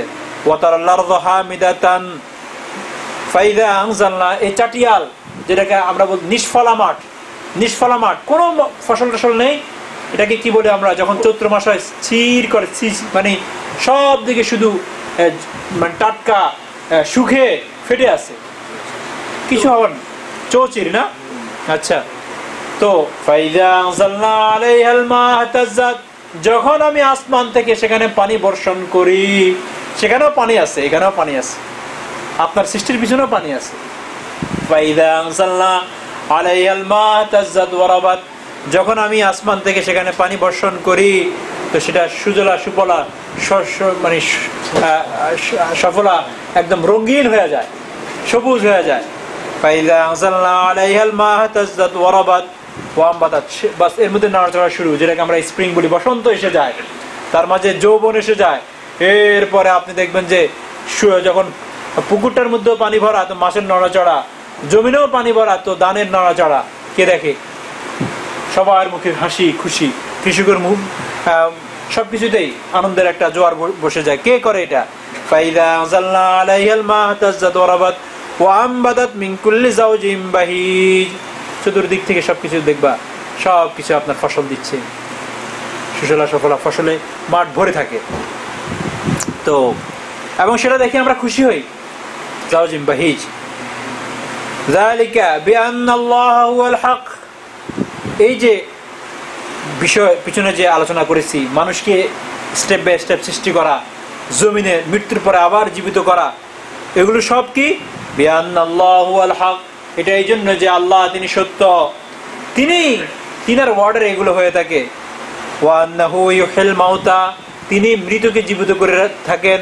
ওয়া আন্নাহু ইউহিল মাউতা ওয়া আন্নাহু আলা কুল্লি শাইইন কাদির, আর যিনি এতগুলো কাজ করতে পারেন, তিনি সবকিছুর উপরেই ক্ষমতা রাখেন। ওয়া আন্নাহু, তিনি আলা কুল্লি শাইইন, প্রত্যেকটা জিনিসের উপরে কাদির, ক্ষমতাবান। ওয়ান্না সাআতা আতিয়াতুন, আসো এবার তোমাদের কিয়ামত নিয়ে চিন্তা। ওয়ান্না সাআতা আতিয়াতুন লা রাইব, সেই লা রাইবা ফি, আর কিয়ামত অত্যাসন্নিত মানে আগত, অবশ্যই আসবে, অবিসম্ভাবী। আশার মধ্যে কোনো বাধা বিপত্তি নাই। ওয়া আন্নাস সাআতা আতিয়াতুন লা রাইবা ফি, এবং এটা জানো যে নিঃসন্দেহে কিয়ামত আসবে, এই আশার ক্ষেত্রে কোনো বাধা নেই।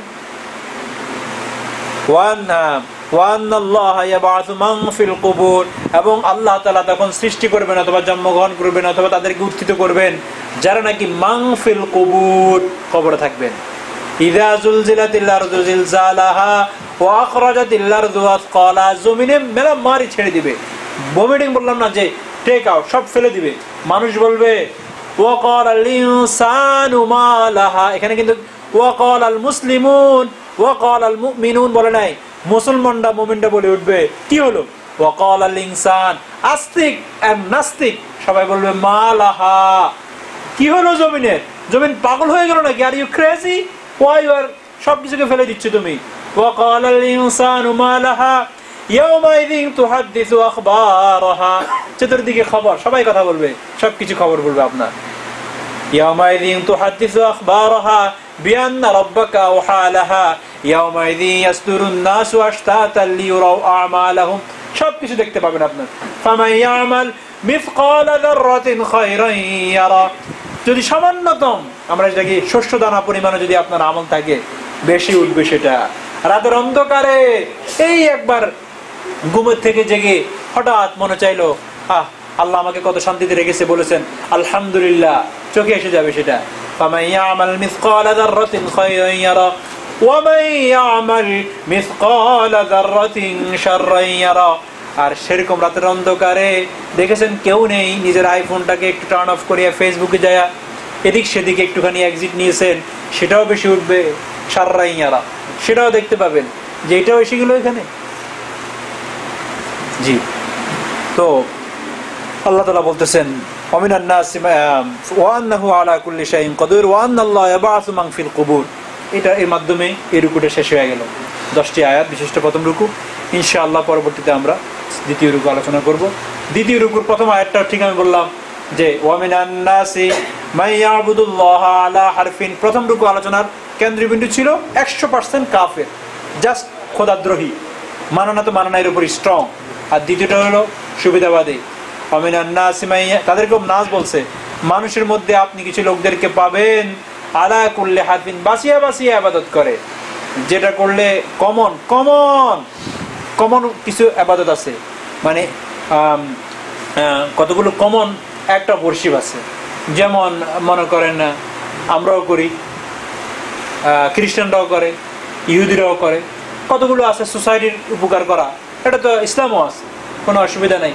ইসলামও এটা আছে না, চ্যারিটি দান করা, তারা দান করতেছে, আপনি দান করতেছেন, মনে মনে হলো এটা যত করব এক ডিলি দুই ভাগই, আল্লাহ তাআলা বলছেন কিছু দান সদকা করার জন্য, সেটাও আদায় হচ্ছে, পাশাপাশি চ্যারিটেবল, নন মুসলিমরা আকৃষ্ট হচ্ছে, আমি ওখানেও একটুখানি পজিশন নিচ্ছি। কিন্তু যেটাতে ইসলাম ধরা পড়ে যাবে সেখানে আমরা নেই। টুপি মাথার দেওয়া, এটা দিলেই তো সিম্বলিক হয়ে গেল, এরপরে দিলেই আজকালকে কেউ কেউ আবার কালো টুপি বাছাই করে নিস, দূরের থেকে তো চুলের মতো লাগে, কাছে হলে মনে করবো জুইশও ব্যবহার করে, এরাও ব্যবহার করে, অসুবিধা কি, অন্য জুইশ হইতে পারে, জুইশ হইতে রাজি আসছি, কেউ আমার প্রোফাইলে জুইশ বলে আমাকে জানো, ফাইন, কোনো অসুবিধা নাই, মুসলমান বলো, এতে জায়েজ নেই, এতে খুশি না, আনন্দ লাগে না। কেউ পিছন থেকে যদি বলে মনে হয় মোহাম্মদ যাচ্ছে, কেমন জানি লাগে উঠে, মাইকেল বললে ও you are Michael right, yes yes I am Michael, feelings good, সাংঘাতিক। এটা হলো আমাদের অনেকে, তাদের আলোচনা হলো সেকেন্ড, ওয়ামিনান নাসি মান ইয়াবুদুল্লাহ আলা হারফিন ফাইন আসাবাহু খায়রুন ইতমান্না বিহি, যখন কোনো কিছু পায় যেটা নাকি তার হ্যাপি, তাকে খুশি করে, তখন খুব বলে যে হ্যাঁ আমরা মুসলমান, মুসলিম। আর যখন কোনো বিপদ টিপদ দেখে তো পিছনের ডোর দিয়ে ভাগে। এটা এদের আলোচনা হবে আগামী সপ্তাহে ইনশাআল্লাহ, আল্লাহ যদি হায়াতে বাঁচায় রাখি, ইনশাআল্লাহ আগামী সপ্তাহে আলোচনা করব। কিন্তু প্রথম যে রুকুটা আলোচনা হয়েছে, এই রুকুর আলোচনা দ্বারা বোঝা যায় যেটা মক্কাতেই এই আলোচনাগুলো হয়েছে, এই জন্যই সূরার একটা অংশ মক্কায় বলেছি, কিন্তু সূরার অধিকাংশ অংশটা মদিনায় নাজিল হয়েছে, যেটা আমরা পিছনের দিকে শেষের দিকে যাইলে বুঝতে পারবো, সেখানে বিধিবিধানগুলোর দিকে খেয়াল করলে পাবো ইনশাআল্লাহ। আল্লাহ যদি বাঁচায় রাখে, হায়াতে তৈয়বা দান করে, আগামী সপ্তাহে পরবর্তী রুকুটি আলোচনা করবো। জাযাকুমুল্লাহ, আসসালামু আলাইকুম ওয়া রাহমাতুল্লাহ। ইয়া আল্লাহ, লম্বা সময় না।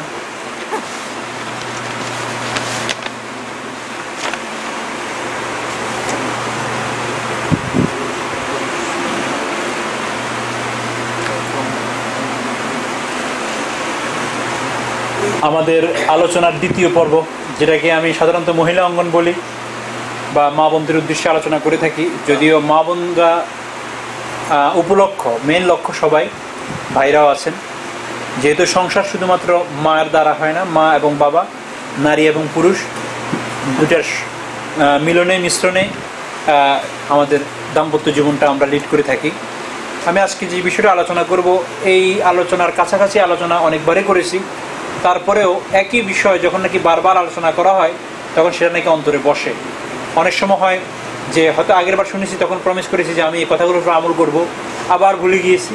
যেহেতু আমাদের পিছনে একজনের ডিলারশিপ নিয়ে আসে, কীভাবে আমাদেরকে সৎ পথ থেকে অসৎ পথে নেওয়া যেতে পারে, কীভাবে আমাদেরকে ভালো থেকে খারাপে মন্দতে নেওয়া যায়, কীভাবে আমাদেরকে ভালো জিনিসগুলো ডিলিট করে দেওয়া যায়, মন্দ জিনিসগুলো প্র্যাকটিস করানো যায়। শয়তানের ফেরিবে অথবা চক্করে পুরো অনেক সময় ভুলে যায়। এই জন্য আজকে আলোচনা করবো এই বিষয়গুলো। এর মধ্যে থেকে একটা বিষয় হলো যে আমরা যারা প্রবাসে বসবাস করি, প্রবাসে আমাদের জন্য বা আমাদের থাকার ক্ষেত্রে যেই ব্যক্তি অথবা যে জিনিসটা আমাদেরকে বেশি হেল্প করে সেটা হলো স্বামী স্ত্রীর দুজনের আন্ডারস্ট্যান্ডিং। বাংলাদেশে অনেক সময় হয় এরকম যে আপনার সাথে কোনো কারণে আত্মীয় স্বজন পাশে আছে, একজনের সাথে আন্ডারস্ট্যান্ডিং হচ্ছে না, অন্যান্য আত্মীয় স্বজনের সাথে কথাটা বলে আপনার যে অ্যাজ এ হিউম্যান বিইং হিসাবে, সামাজিক জীব হিসাবে আপনার যে সমাজের সাথে চলতে হবে, কিছু লোক পেয়ে যান, আলোচনা করি আপনার লাইফটাকে কোনোভাবে লিড করতে পারেন। ভাই আছে, বোন আছে, অথবা খালা আছে, অথবা এভাবে। কিন্তু বিদেশের বাড়িতে স্বামী স্ত্রী যখন চলে আসে, দুজনের দিকে রাত্রে তাকালেই দুজনকেই, আর তো কেউ নেই।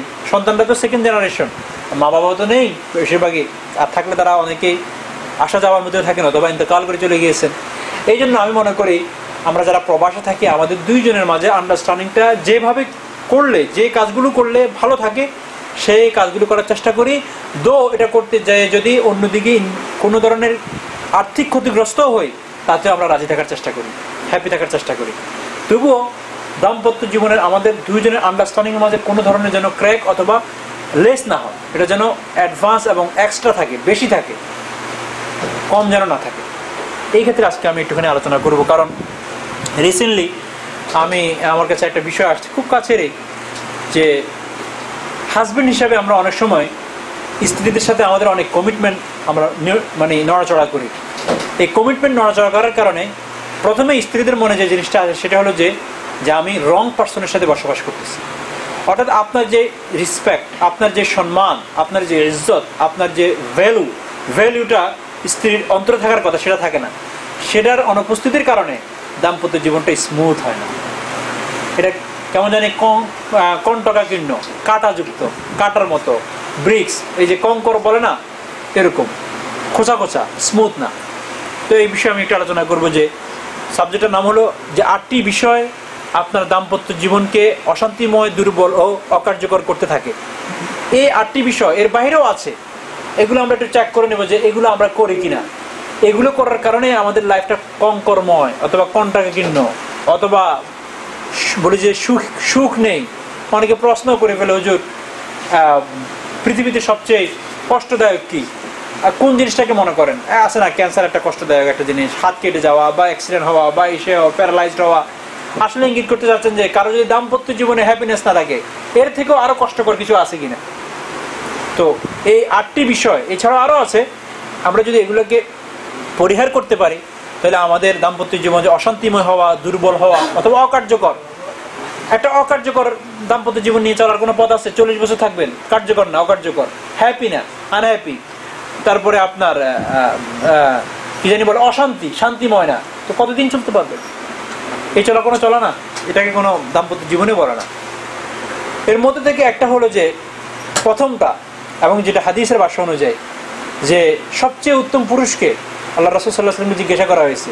তা এক একজন সাহাবীরা নিজেদের মতো করে বলছেন, আল্লাহ রাসূল বলছেন সবচেয়ে উত্তম পুরুষ হলো ওই ব্যক্তি যে তার স্ত্রীর কাছে ভালো, যার স্ত্রী তার ব্যাপারে এই সার্টিফিকেট দেয়, ইয়াস আমার হাজবেন্ড ভালো মানুষ। যার স্ত্রী কথা বলে সে ভাগ্যবান, এবং সেই সত্যিকার অর্থে উত্তম পুরুষ। তোমাদের সামনে দেখতে অনেক স্মার্ট, সবসময় পারফিউম ব্যবহার করে আসে, মনে হয় যেন ওনার মতো সুখীময় আর কেউ না, এবং ওনার মতো স্মাইলিং, এত সুন্দর বন্ধুত্ব, friendly, he is very friendly. একই ব্যক্তি ঘরের ভিতরে উনি তো হাসেন না, ঘরের ভিতরে উনি সবার জন্য আরেক ধরনের, ভিন্ন ধরনের। তো প্রথম হলো খারাপ ব্যবহার পরিহার করা। এটা কিন্তু দাম্পত্য জীবনকে একদম, আমরা তো ফেক করি, কত কিছু সেল করি। যখন সেলসম্যানদেরকে দেখবেন, এই যে কাস্টমার সার্ভিসে যারা ধরে আপনাকে, বাঘের থাবা মিস হয়ে যেতে পারে, এদের থাবা মিস নেই। দেখবেন যে আপনাকে কোনো না কোনোভাবে, এটা তো এখন হলো ইলেকট্রিক লাইনে, অর্থাৎ যেহেতু এখন ইলেকট্রিক মিডিয়া এসে গিয়েছে, এই জন্য এটা সফটওয়্যারে আপনাকে কনভিন্স করার চেষ্টা করে। হার্ডওয়্যারেও যান, যখন আপনি জুতা কিনতে যাবেন, আপনাদের স্মরণ আছে কিনা, ঢাকা শহরে এলিপ্লেন রোড আছে না সাভারের, সেখানে যাবেন, দেখবেন যে ঢাকা ইউনিভার্সিটি থেকে মাস্টার্স করা, টাই লাগানো, আপনার পা ধরে, আপনার পাটা হয়তো ক্লিন না, মোজা গন্ধ আছে, জুতো খুলে একটা লাগাই দিবে, এরপরে সুন্দর করে আপনাকে, তার হলো যে এই পাওয়াতে যদি চুমু খাইতে বলে সেটাও রাজি আছে, আমার সেলস করা দরকার। এই লোকটা ঘরে যাওয়ার পরে, যে লোকটা আপনার পায়ে জুতো ধরলো না, নিজের জুতোটাও হাত দিয়ে করে না, এক পাও দিয়ে একটা খুলে এরপরে উড়াল মারে, এটা যায় পরে এক জায়গায়, তারপরে স্ত্রী ঠিক করে, ঘরে যায় তার অবস্থা, তার মানে ব্যবহার হলো এরকম। কিন্তু দোকানে ফেক আখলাক, ফেক ক্যারেক্টার দেখে সেলস করার জন্য, জুতোটা বিক্রি করার জন্য। যদি কারো অভ্যাসের ধাতে নাও থাকে, আরে ফেক দেখান না ঘরে, ফেক ভাবে আখলাক দেখেন, এই জন্যে টু আপনার রিলেশনশিপটাকে স্ট্রং করার জন্য। এখানে যদি নিজের দোকানের প্রোডাক্ট বিক্রি করার জন্য করতে পারেন, তো ওর চেয়েও কি ওটা কম? স্বামী স্ত্রীর মাঝে যে রিলেশনশিপটা, যেটা দিয়ে আপনার রাত্রে ঘুমটা হবে, হ্যাপিনেসটা আসবে, পার্সু অফ লাইফ বলে যেটাকে আসবে, সেটা কি কম করেন? কেউ যদি বলো হুজুর আমার আসলে জন্মগতভাবে আমি বদরাগী, বদমেজাজি, এই সেই, তো বদমেজাজিটা আপনি কখনো পুলিশের সাথে করেন না। এই যে মানুষ অনেক সময় বলে, আমি বললাম আচ্ছা আপনি খুব রাগী, মারামারি বেশি করেন, আপনার চেয়ে বড় মাস্তান কারোর সাথে তো করেন না, সেখানে তো আপনি একদম বিড়ালের মতো, জি বস কেমন, সালাম, সামনে পুলিশ দেখলে হাই হাউ আর ইউ, সেখানে তো করেন না, রেড লাইট তো মারেন না। তাহলে এগুলো সব হলো অধীনস্থ কেউ আসলে সেখানে আপনি ভাগ হয়ে যান না, আর উপরে কেউ হলে আপনি বিড়াল হয়ে যান। জি, এগুলো হলো রোগ, এগুলো একটা ডিজিজ, এটাকে রিমুভ করতে হবে, আপনাকেই করতে হবে, অন্য কেউ এই সমস্ত আভ্যন্তরীণ রোগগুলো কেউ আপনার থেকে দূর করবে না, আপনাকেই করতে হবে। এটা এরকমই, অনেকে স্কুল হুজুর কি করবো, বাপ দাদা সবাই একটু রাগী ছিল, তো মার তো আপনি রোডে খান না, সেখানে তো ঠিকই চুপ থাকেন। ঘরে নিয়ে আপনার সমস্ত রাগারাগির জায়গা ওই মায়ের সামনে না, ওই মা জীবনের সবকিছু ছেড়ে আপনার কাছে আসছে এটার জন্য। আল্লাহু আকবার। খারাপ ব্যবহার করা, তাকে এমন কিছু নিয়ে ঠাট্টা করা যাতে সে আঘাতপ্রাপ্ত হয়, এমন ধমক দেওয়া যা অন্যদের সামনে তার অসম্মান হয়ে যায়, তাকে অপমান করা আপনার প্রতি তার শ্রদ্ধাবোধকে কমিয়ে দেয়। কিছু মনে করবেন না, আমি এমন এক মা পেয়েছি, এরকম অনেক আছে। রাগ হওয়ার পরে স্বামী এরকম করে, দাও নিয়ে নেয়। আমেরিকার কথা বলতেছি, বাইরের না, বাংলাদেশের কথা বলতেছি না। আমার এই বয়ান ট্রান্সলেটর ইংলিশে গেলে তো পুলিশ আসবে আমার কাছে, যে কে বলো একটু দেখি। আমাদের একটা বহুদিন পরে বিজনেস দাঁড়াইলো, তাদের দুজনে তো বিজনেস না ভাই, আমাদের সোসাইটি নষ্ট হয়ে যাচ্ছে। এটা কেমন? মা বাবা বোন সোসাইটি বন্ধু বান্ধব সব ছেড়ে আপনার কাছে চলে আসছে প্রবাসে আসার পরে আপনার কাছ থেকে এই চরিত্র পাবে যে একটা বিশেষ সময় ঘরে আর কেউ নেই, আপনি দাঁড়া দেখাচ্ছেন, বাহ আপনার কি বাহাদুরি। বাইরে এসে আপনি সালাম দিচ্ছেন, হুজুর কেমন আছেন, ভালো আছেন, মসজিদে আসতেছেন, সেজদা করতেছেন, কি ভালো মানুষ আপনি। এই সুন্দর রূপের ভিতরে আপনার এই বহুরূপ, এই ভয়ঙ্কর রূপ লুকায়িত আছে। নামাজি, এর ভিতরে এই ভয়ঙ্কর রূপ আছে, এটা এখনো আমরা তাইতে আছি। তো এটা যদি করার পরে, এরপরে 10 বছর পরে আসি বলবেন যে আমার ছেলে মেয়ে আমাকে মানতেছে না। আপনি কতটুকু স্ত্রীকে সম্মান করেছেন যে আপনাকে আপনার ছেলে মেয়ে সম্মান করবে? আপনি সম্মান পেতে চান এখন? আপনি কতটুকু আপনার রাইট আদায় করেছেন? এই জন্য বাবা কে সন্তানে টেনে টেনে নিচ্ছে, হেঁচড়ায়া। তখন এক জায়গায় যাওয়ার পরে বাবা বলে যে ছেলে আর নিও না আমাকে, আমি আমার বাপকে এই পর্যন্ত আনছি, এরপরে তো আর নেই। তো আপনার যেরকম করবেন ওরকমই পাবেন। এই জন্য জন্মগতভাবে, সোসাইটিগতভাবে বলতে পারেন, সব দিক থেকে মা বোনরা নরম তবিয়তে, তারা নিজেদেরকে একটু গুটায় রাখার চেষ্টা করে। ওই দুর্বলতার সুযোগ নিতে চেষ্টা করবেন না। আমরা অনেকে নিতে চেষ্টা করি, 4 ওয়ালের ভিতরে আছে, 4 দেওয়ালের ভিতরে আছে, কোথায় যাবে, কাকে বলবে, কি বা জানে। স্মরণ রাখবেন, সুকান্ত ভট্টাচার্যের একটা কবিতা আছে, আমি একটি ছোট্ট দেশালয়ের কাঠি, এত নগণ্য হয়তো চোখেও পড়ি না, তবু যেন মুখে আমার উস্কুস করছে বারুদ, বুকে আমার জ্বলে উঠবার দুরন্ত উচ্ছ্বাস, আমি একটি ছোট্ট দেশালয়ের কাঠি। ছোট্ট দেশালয়ের কাঠি পুরা বিল্ডিংকে জ্বালা দিতে পারে, বুঝতে পারেন? তো আপনার কাছে ছোট্ট মনে হচ্ছে আর কি, চার দেওয়ালের ভিতরে থাকে, কাকে বলবে? এটাও জ্বালা দিতে পারে আপনার লাইফটাকে। আপনার লাইফ না, 14 গোষ্ঠীর খবর নিয়ে আসবে একসাথে। প্রপার্টি বাংলাদেশ থেকেও নিয়ে আনিয়ে তারপরে জমা দিতে হবে। আল্লাহর বস্তে এগুলো করবেন না। স্ত্রীদের সাথে খারাপ ব্যবহার করবেন না, কোনোভাবেই করবেন না। আল্লাহকে ভয় করেন। যদি এই পৃথিবী থেকে পার পাওয়া যান, ওই পৃথিবীতে পার পাবেন না। আর যে দেশে আছেন এই দেশেও পার পাওয়ার সুযোগ নাই খুব একটা বেশি। যদি কিছু হয়ে থাকে মাপ চায় এখনই সোজা হয়ে নেন, নতুবা এইটার জেয়ার দিতে হবে। খারাপ ব্যবহার করা কম, 100%, 100% ছেড়ে দিবেন। 2 নম্বর, খারাপ ব্যবহার করি না আমি। আরেকটা বদ অভ্যাস আছে, খারাপ ব্যবহার করেন উনি কখনো এরকম উপেক্ষা করে, অ্যাভয়েড, দেখিয়ে না দেখার বান করে। আমি তো খারাপ ব্যবহার করি নাই, বলুক সে, আমি কখনো তাকে মামাসি এটা সেটা গালিগালাজ করেছি? জিজ্ঞাসা করেন, কিছুই বলিনি। উপেক্ষা করে, কার সাথে করতেছে? ছেলেরা এরকম উপেক্ষা করবে আর কি। আপনি আসি 12টা বাজে কাজ থেকে আসি ঢুকছেন, ছেলে আপনাকে দেখছেন যে দরজা খটখটানি আওয়াজ, আসতে বেডরুমে যায় শোয়ার বান করে আসে, যে এই চোখ বাপকে দেখারও প্রয়োজন নেই। আপনি বলবেন যে এরা দেখে আমার না দেখার মান করে, কারণ আপনিও তো এদের যে জননী তাকেও অ্যাভয়েড করতেন। তো তা জননীর পেট থেকে যারা আসছে তারা আপনাকে অ্যাভয়েড করলে অসুবিধা রাখতে হয়, সমস্যাটা কি? Be ready for that, wait করেন অ্যান্ড সি, দেখবেন। কি দেখতেছেন না নাকি? না দেখা যাচ্ছে না এখন? উপেক্ষা করা, তার পছন্দ ভালো লাগা কিংবা তার কথাবার্তাকে গণায় কাউন্ট না করা, পাত্তা না দেওয়া। হয়তো সে সালাম দিয়েছে আপনাকে, আপনি উত্তর দিলেন না। বেশ কিছুদিন যাবৎ খুব আগ্রহ নিয়ে হয়তো কিছু সে বলছে, কিন্তু আপনি শুনতেছেন না। সে একটা বিষয় বলতেছে, বারবার আপনার অ্যাটেনশনটা থ্রো করার চেষ্টা করতেছে, আপনি মনোযোগ দিচ্ছেন না। তো এই ধরনের দ্বারায় এখানে একটা ক্র্যাক সৃষ্টি হয়। আস্তে আস্তে সেও আপনাকে উপেক্ষা করা শুরু করবে। তখন আপনার কাছে মনে হবে যে এই উপেক্ষা করাটা কত যন্ত্রণাদায়ক, কত যন্ত্রণাদায়ক। তুমি আমাকে অ্যাভয়েড করতেছো, আপনি অ্যাভয়েড করছেন যে এতদিন, এখন সে করতেছে আপনার মনে লাগতেছে। এই জন্য ভাই চেক করে নেন আপনারা দাম্পত্য জীবনে এমন করেন কিনা, উপেক্ষা করার অভ্যাস বা বদ অভ্যাস আছে কিনা। 3 নম্বর, মিথ্যা বলা। এটা যে কত বড় মারাত্মক পাপ শরীয়তের দিক থেকে, সামাজিক দিক থেকে।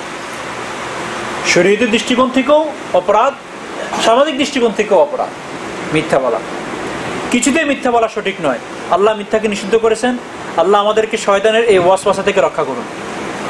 মিথ্যা আপনার পারস্পরিক বিশ্বাসকে ভেঙ্গে চুরমার করে দিবে, চুরমার করে দিবে। প্রথম আমরা মিথ্যা পুরা বলি না, পার্সেন্টেজ হারে 10% বা 15% বলি। এরপরে যখন বেনিফিট অফ 15% দেখি, তখন আস্তে আস্তে এটাকে বাড়ায় 50% নিয়ে যায়। এরপরে যখন বেনিফিট অফ 50% দেখি যে এটা বেনিফিট পাইলাম, এরপরে এটা 100% নিয়ে যায়। কিভাবে? প্রথম এসে যায়, পরে বলে যে না আসলে তোমার সাথে বলবো না। এখানে ফোন করছি, কোথায় আসো? জ্যাকসন হাইটসে আসি, কিন্তু বললে অসুবিধা। এই তো এই 74 আর এই তো 37, 74 আর রেজবেল্ট বাসায় আসতেছি। এটা হয়তো 100% মিথ্যা হয় নাই, 30% হয়েছে, কারণ আমি আসি এর আশপাশেই, কিন্তু আমি গল্পই করতেছি, ভাবটা দেখাইছি যে আমি আসতেছি। দেখলেন যে বেনিফিট অফ এটা, বলে ঠিক আছে ওকে। এর আধা ঘন্টা পরে গেলাম, দেখলাম যে যাক আজকে এটা বলার কারণে বেশি কিছু বলে নাই। এরপর আস্তে আস্তে পাল্টাতে বসে আছি ম্যানহাটনে কোথাও, বলতেছি যে এই তো বাসার সামনেই আসতেছি। ওই যে জানো ওই বন্ধুর বাসায় আসি, যে বন্ধুর কথা বললে একটু কম রাগ হয়, অথবা যদি মেয়ের দিকের কোনো আত্মীয় হয় সেটা বললে যদি রাগ কম হয়, বলে থাকতেছি। এগুলো আমি একটা সিম্পল বলতেছি, আমি আর ডিটেলে যাচ্ছি না, গভীরে যাচ্ছি না। একদিন এরকম হবে মিথ্যা বলতে বলতে আপনার সাথেও স্ত্রী মিথ্যা বলা শুরু করবে। এমন মিথ্যা বলবে যে আপনি তখন আকাশ থেকে পড়বেন, কারণ এই মিথ্যাই আপনাকে ওই মিথ্যার, কারণ সে যখন দেখবে স্বামী আমার সাথে মিথ্যা কথা বলে, তো স্ত্রীও শুরু করবে। তা আমি এত সত্য থাকার অর্থটা কি? সে যদি মিথ্যা বলে, অর্থাৎ মিথ্যা বিশ্বাসকে চুরমার করে দেয়, বিশ্বাসকে ভেঙে চুরমার করে দেয়। আর বিশ্বাস যখন নাকি চলে যায়, তখন সেখানে আর কিছুই থাকে না, সব বিষয় শেষ, বিশ্বাস যদি উঠে যায়। খেয়াল রাখবেন। বিশ্বাসটা একটা পুঁজি স্বামী স্ত্রীর মাঝে। আমরা যে ঘরে রেখে চলে যাই কিসের উপরে? বিশ্বাসের উপরে। স্ত্রীরা যে আমাদেরকে বিদায় দেন ঘরের থেকে কাজের জন্য, বিশ্বাসের উপরে যে আমার স্বামী যাচ্ছে কিছু উপার্জন করে আবার ফিরে আসবে, আমার স্বামী আমার কোলে আসবে, সে রাস্তায় কোথাও অন্যদিকে দৃষ্টিপাত করবে না। বিশ্বাসের উপর সবাই চলতেছি আমরা। ইভেন আমার পুরো জীবনটাই বিশ্বাসের উপর চলতেছে। আল্লাহ আমাদেরকে বিশ্বাসের উপর ছেড়ে দিয়েছেন। বিশ্বাসের গাড়ির উপরে বেশ করে আমার আমলনামা হবে, আমার বিচার হবে, আমার জান্নাত জাহান্নাম হবে বিশ্বাসের উপরে। বিশ্বাস ভঙ্গ করবেন, সবকিছুতে ভঙ্গ, স্বপ্ন ভঙ্গ হবে। স্বপ্ন ভঙ্গ, গ্রিন দেশে আসছেন গ্রিন স্বপ্ন নিয়ে, সব ভেঙে যাবে, ভেঙে কালা হয়ে যাবে সব।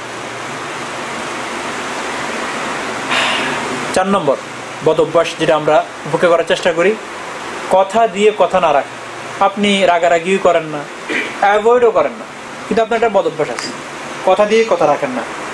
একবারেই তাজা তাজা কথা দেন, আবার বাস কথা থেকে সরে যান, নগদ নগদ কথা, আর এটা পূরণ করতে কোনো চেষ্টা নেই। কথা দিয়ে কথা না রাখা, ওয়াদা রক্ষা করা একজন মুমিনের বৈশিষ্ট্য। বিষয়টি দাম্পত্য সম্পর্কের ক্ষেত্রে খুবই গুরুত্বপূর্ণ।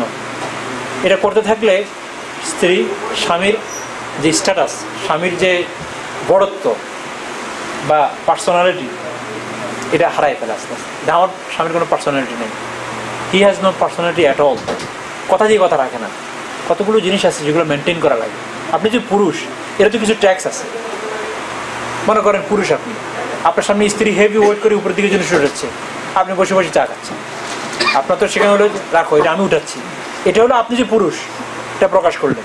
এর বিপরীতে রাত্রে 12টা-1টা বাজে, অথবা কাজ থেকে আসলেন, স্ত্রী জায়গায় আছে, এই সময় আপনি আপনার প্লেট ধুচ্ছেন, আপনি খানা নিচ্ছেন, আপনি গরম করতেছেন, আপনি আবার একটা ডিমবাজি করতেছেন। এটা যদি মায় করে সুন্দর দেখা যায় যে সারাদিন ঘরে ছিল আর গৃহের কাজের জন্য তাদের জন্য সহজ। এটা আবার ঠিক প্রত্যেকটা জিনিসের একটা প্রকাশ স্থল আছে, ব্যক্তি আছে, জায়গা আছে। এখন কথা দিয়ে কথা না রাখা এটা পুরুষের কাজ না।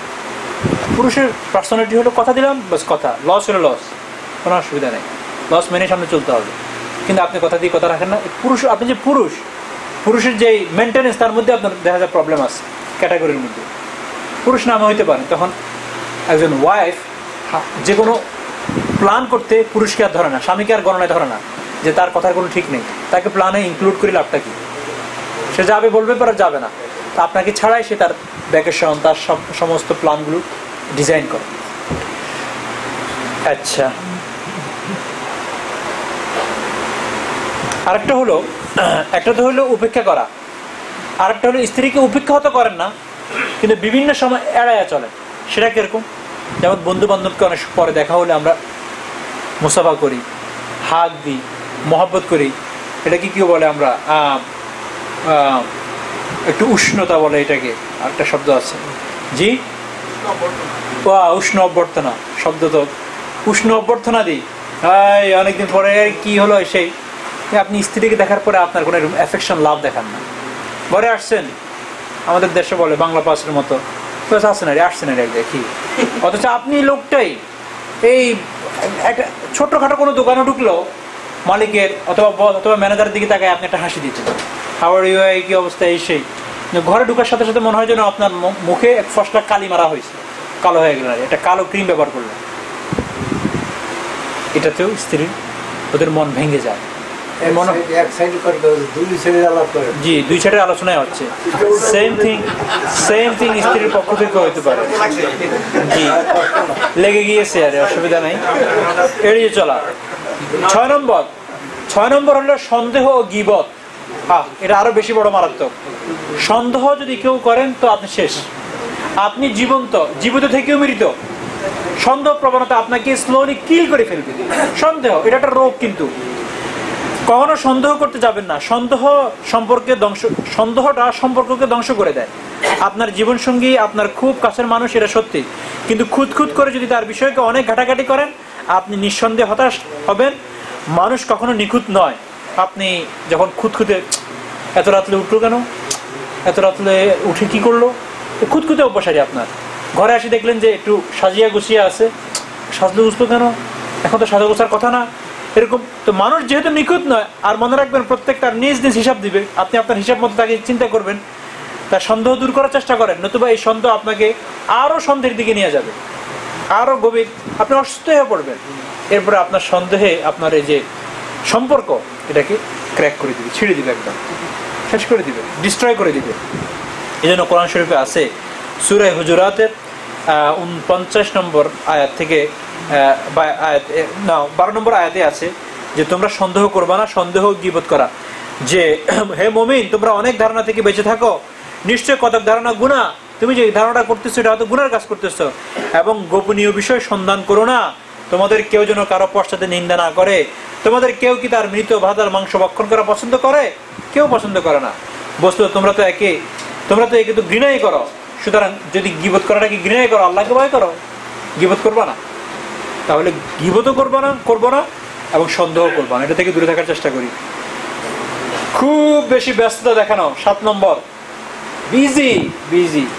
ওয়াইফে যখন বলে আই এম সো বিজি, শুধু ব্যস্ত, কি নিয়ে ব্যস্ত উনি বলতে পারবেন না, ব্যস্ততাটা কি তাও বলতে পারবেন না।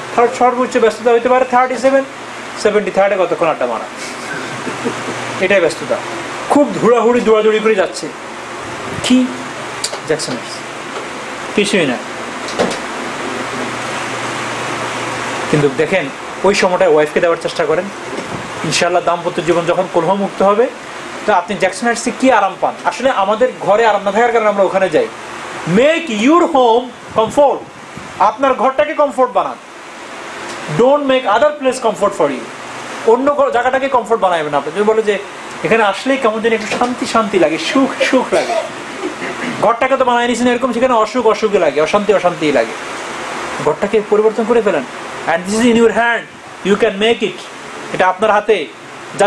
জাস্ট মেক, প্ল্যান করেন, বানাইতে পারবেন।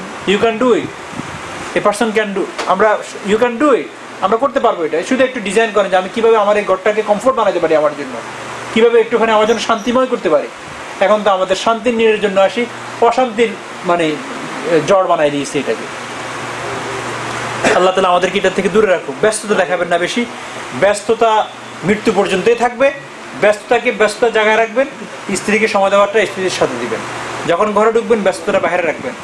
আমি সবাইকে বলতেছি, আমি আমার নিজেকেও বলতেছি, আমাদের ভিতরে মেন্টালিটিটা কাজ করে। আমরা ঘরে ঢুকলেও খুব ব্যস্ততা দেখাই, ফোনে থাকা বা নিজের কিছু কাজ, এগুলো যেন না হয়। নাম্বার 8, লাস্ট ওয়ান, সালাত আদায়, নামাজ এবং অন্যান্য ইবাদত না করা। এটাও কিন্তু ফ্যামিলি লাইফে অশান্তি হওয়ার একটা কারণ you are not making happy Allah subhanahu wa ta'ala. Allah subhanahu wa ta'ala is not happy with you. আল্লাহ আপনার সাথে সন্তুষ্ট না, তো আপনার স্ত্রীর সন্তুষ্ট কিভাবে হবে? কারণ ইয়া মুকাল্লিবাল কুলুব, সমস্ত জগৎবাসীর, সমস্ত হিউম্যান বিইং এর হার্ট এবং কলবটা কার হাতে? আল্লাহর হাতে। তো উনি ওটাকে ঘুরিয়ে রাখছেন, কারণ আপনি আপনার হার্টটাকে তো আল্লাহ থেকে ঘুরিয়ে রাখছেন। তো আল্লাহ কিভাবে আপনার স্ত্রীর হার্টটাকে আপনার দিকে ঘুরিয়ে রাখবে, বা আপনারটা আপনার স্ত্রীর দিকে ঘুরিয়ে রাখবে?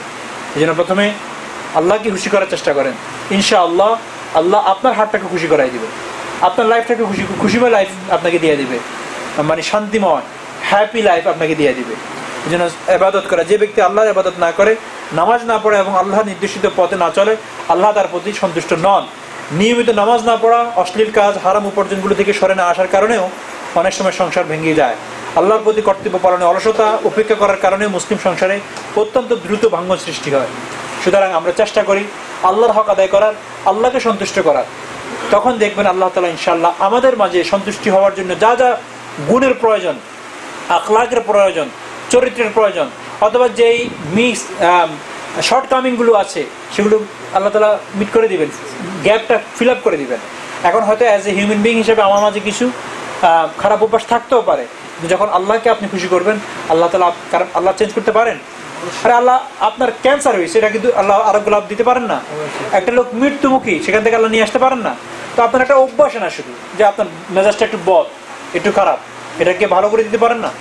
এই অভ্যাসটা আমাদের ওখানে অনেক আছেন, এমন অনেক ভাই বলতে পারবেন যে হুজুর আমি এখন আর এখান থেকে 20 বছর আগের আমি আকাশ পাতাল বেশকম। এই বেশকম আপনি নিজে করেছেন না আল্লাহ করেছেন? আল্লাহ তাআলা করেছে। এখানে এমন আছেন যে নাকি বাচ্চা দেখতেই পারতেন না, বাচ্চা দেখা মানে আপনার কাছে হলো যে একটা মাথা ব্যথা। এখন বাচ্চা যদি আপনার কাঁধের উপর জাম্প করে, আপনার এটাকে তার জাম্পিং মেশিনও বানায়, আপনার গায়ে লাগে না। ওই অভ্যাসটাকে আল্লাহ চেঞ্জ করে দিয়েছে, টলারেন্স বাড়াই দিয়েছে, পেশেন্স বাড়াই দিয়েছে, ধৈর্য বাড়াই দিয়েছে। এটা আল্লাহর পক্ষ থেকে। সো আল্লাহ যদি এগুলো করতে পারে, এটাও পারবে। আপনার বদ অভ্যাস, মিথ্যা বলার বদ অভ্যাস আল্লাহ দূর করে দিতে পারেন, খারাপ ব্যবহার করার বদ অভ্যাস আল্লাহ দূর করে দিতে পারেন, তারপরে আপনার এড়িয়ে চলার বদ অভ্যাস আল্লাহ দূর করে দিতে পারেন, গীবত করার বদ অভ্যাস আপনার থেকে দূর করে দিতে পারেন। তবে আগে আল্লাহকে তো আল্লাহর হকটা তো আদায় করতে হবে। আল্লাহ তাআলা আমাদের সকলকে এই কথাগুলোর উপর আমল করার তৌফিক দান করেন। ওয়া আখির দাওয়ানা আলহামদুলিল্লাহি রাব্বিল আলামিন।